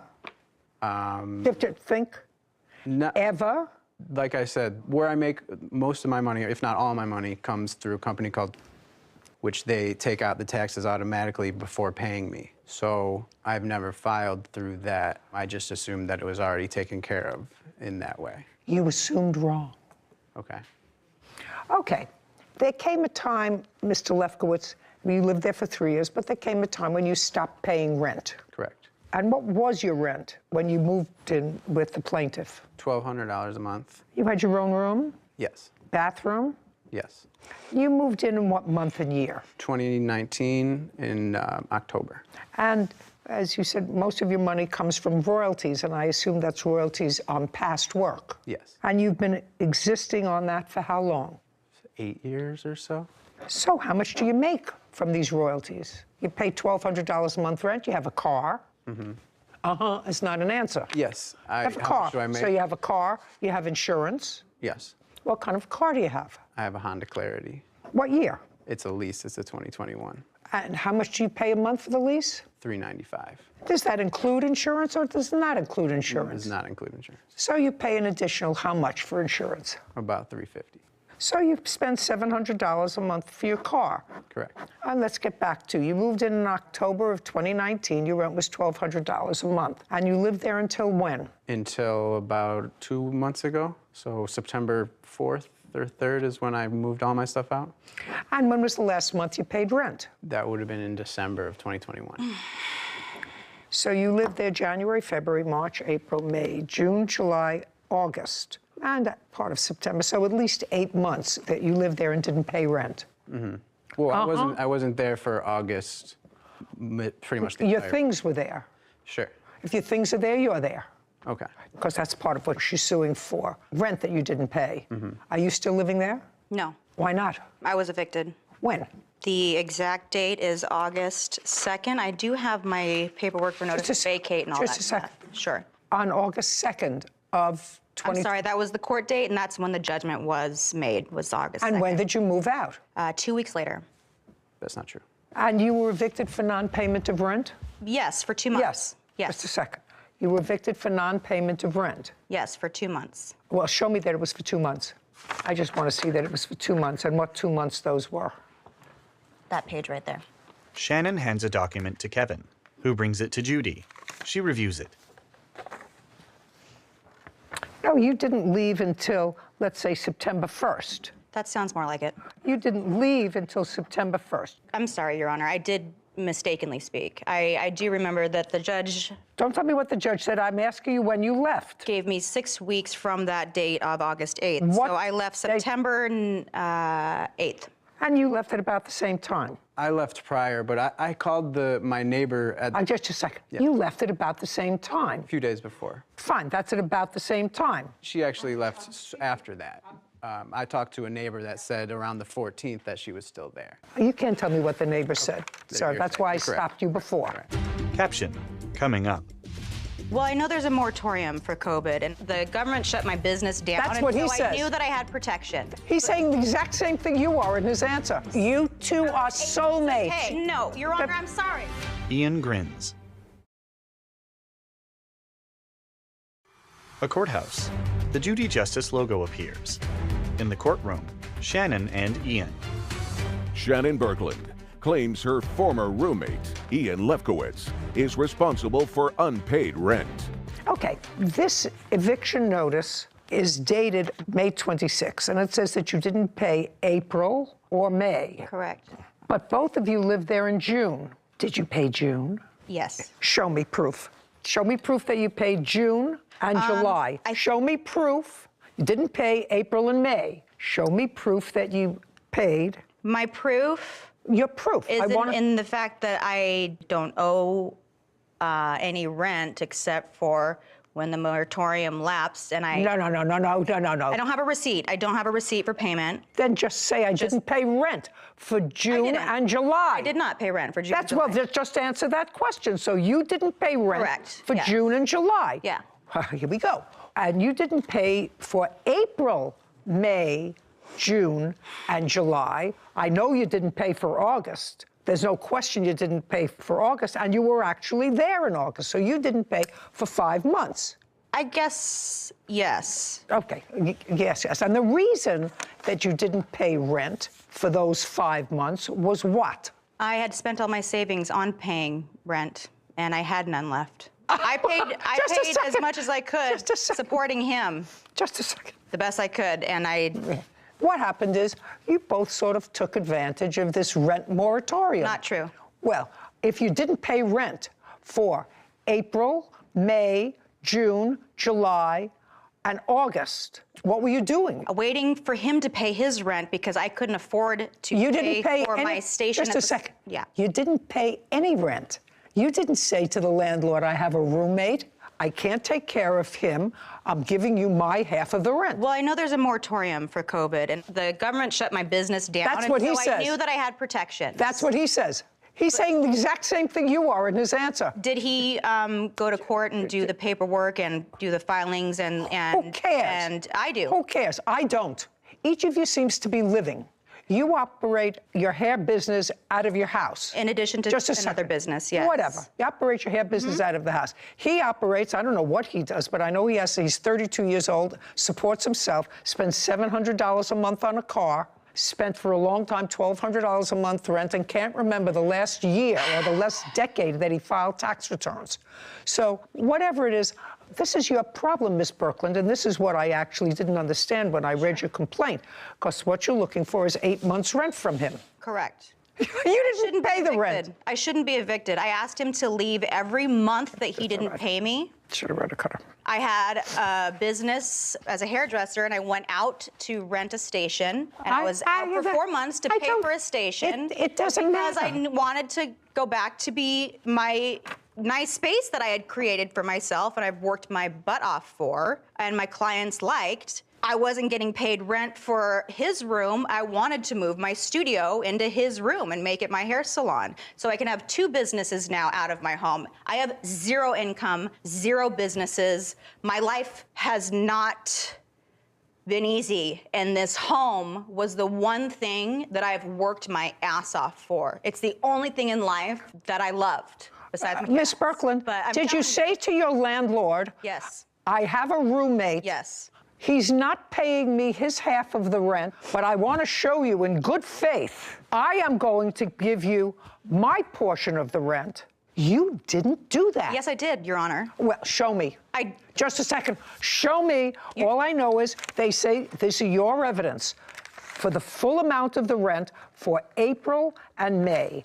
And I know you didn't pay June, July, August, and September. I know you didn't pay that, so I'm asking you, just show me some proof, Miss Birkeland, that you said to your landlord, who is also in business of renting space for which they are requesting rent paid in a timely fashion, and then they've got 2 people who decide, well, we have a rent moratorium. I'm not in any worse position now than before, so I'm just not going to pay rent. Your Honor, I was... Just show me that you made partial payment to the landlord for April, May, June, July, and August. I don't have that because I was protected under the law. Okay, good. And so is he. Case is dismissed. We're finished. Goodbye.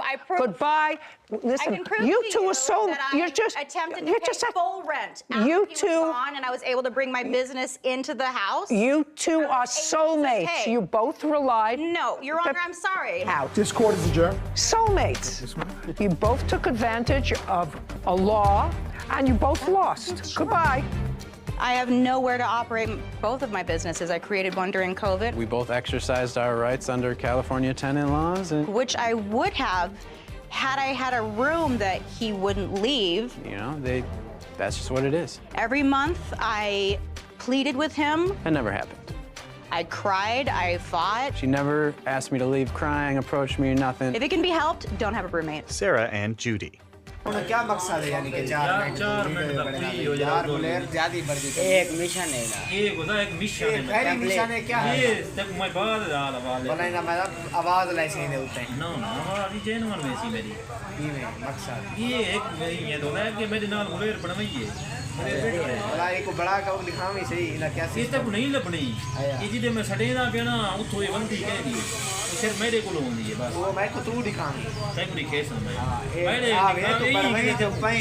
ये YouTube channel ते को subscribe करना बोसी बस वो करे सा मुंडे वे जावे सी पीछे आवाज ओके यार थोड़ा जने भी था ये हमने मेरे यार बैठे ए ब्रांड आया ते बैठा ये छोड़ मेरे आगे ने गाले मैं आया ते बैठा हां डागरा तू लगन 4 मिनट दी जो पड़वे ना पई अल्लाह दा बंदा 4 मिनट मैं को गोगान दे सही जरूरी है मुलेर चाह दे यार मैं को कशा चाह दे कशे ना ये देख साहब पे में रखी का चाह दे मैं भाई को अच्छा यार काशी मुकाला मल्ले दी तई ना सर को पिंडा कड़ा सन्नी लाना को कार ये मुझे भी जो उठा ना सर को बिला दी तमी मैं के मैं या तोरे डेरे थे डेरा तोड़ा मैं को भावे काशी सजे इतना मैं के सन्नी मुकाला मल्ली साहब ले के सन्नी के यार साहब नाली भी नहीं मैं के तय को मुझे मैं को मिले तो मैं तो इज्जत ना करे होता वो ये देख किले ना पिया है इको क्या तकलीफ भाई इको है बस इन्हें ना मकसद आ भाई ना सिर ने पीछू ना सिर को मैं बचाए मी नहीं मार वाला मेरे उते फिट थी गए सन्नी भाई हुन ना सिर नहीं पीली तू पीला मैं कहो अल्लाह दा बंदा तेरे बिरा दी जेब तो वेदी भी है तो बचाए मी वाला मेरी की चीज होंदी पई है तू वाला ही बात करते वो उन मार मैं को सजे दी ता उठा वाला वो नाल थी खड़े हां ये गलत है वाला ना सिर हुआ के मैं कहदा मेरे दे रहे के तू आए सन्नी दे निकटे हो जा मैं कदर ना करे साईं किवें बोले सही गाल है मैं उठा भावे कहीं दे कोलो आए खड़े हो तो मैं सलाम वाली टप्पिया वेसा पिया जेरा मैं को दुकान ते गिल्ला दे सी उदे सिर ते बोतल ठुक वे सी मैं को गिल्ले जे मन दे कहीं वे सही गाल है फिर मैं देरे ते आया कि मैं को अदन तक तो सजे काशी अच्छा काशी में इज्जत नहीं की दी सनिया में के तू चक रहे हैं ए त्री एक बेरी करने आजकल आजकल एक बेरी मुंह वावा चल रहा है ए वो मुंह चल दे पे मैं कहता मेरा लेवल चंगा है कहीं दी शादी है तो कहीं ये ताए खड़े हो जो मैं को 100 मैं को माइनर ते मिलवे तो मैं सलाम वाले था बस कोई मेरा दिल लाग सीधा हां ना तो मैं वेखा मैं कोई ता गिल्ले ही नहीं वेले लग दे जेरा गिल्ला दे सी मैं के ना सिर तू दे से सन्नी दे सी साशी दे सी बोतल ठोक रहे था मैं को गिल्ला ना नहीं बात है बाकी मैं टप्पी वेनी है बाकी जेरे मैं गया ए पे उधर मेरे को लो मैं ना मैं बिरा मैं कदर करे सामने बैठा बनाई में सही रोटी मैं हुआ जे बोलो गोली क्रॉस नहीं करने ना करे थी हुआ मैं पता है विशाल ये हमें जा बैठे हैं मतलब वो तभी का ना ओ मोर्चा ओबा मोर्चा है ना ये आखिरी मौत दा बंदा मेना मोटरसाइकिल ते अंदा पैदल है ना साहब ओ मोर्चा है गोदा ना ना उठा मुदा तू मेरे बस्ती वाला कोई रे कंडा मारे उठो ता में मार ना सही चुंगी के अगो ते मार है जरा चुंगी के पर फिर आ जा गाड़ी दे असा दी में मार है असा गाड़ी को बताओ ई ना उदो तो बते सही है बांध दे सुन ये जरा मल गए ना जवे ते मुले मैं वाटे ना करूं मैं के मैं हमसे आके ना हुन काशी तो फोन मेरे हैं तेरी थी रही है मेरे काशी को मरवे ने फोन काशी दा जरा मुका नासिर को आदा तू नंबर मिला दे काशी दा जरा काम दिया है तो हाल बाद दे सामने हां 4 मिनट 4.5 मिनट पूरे वो तो बाद हाल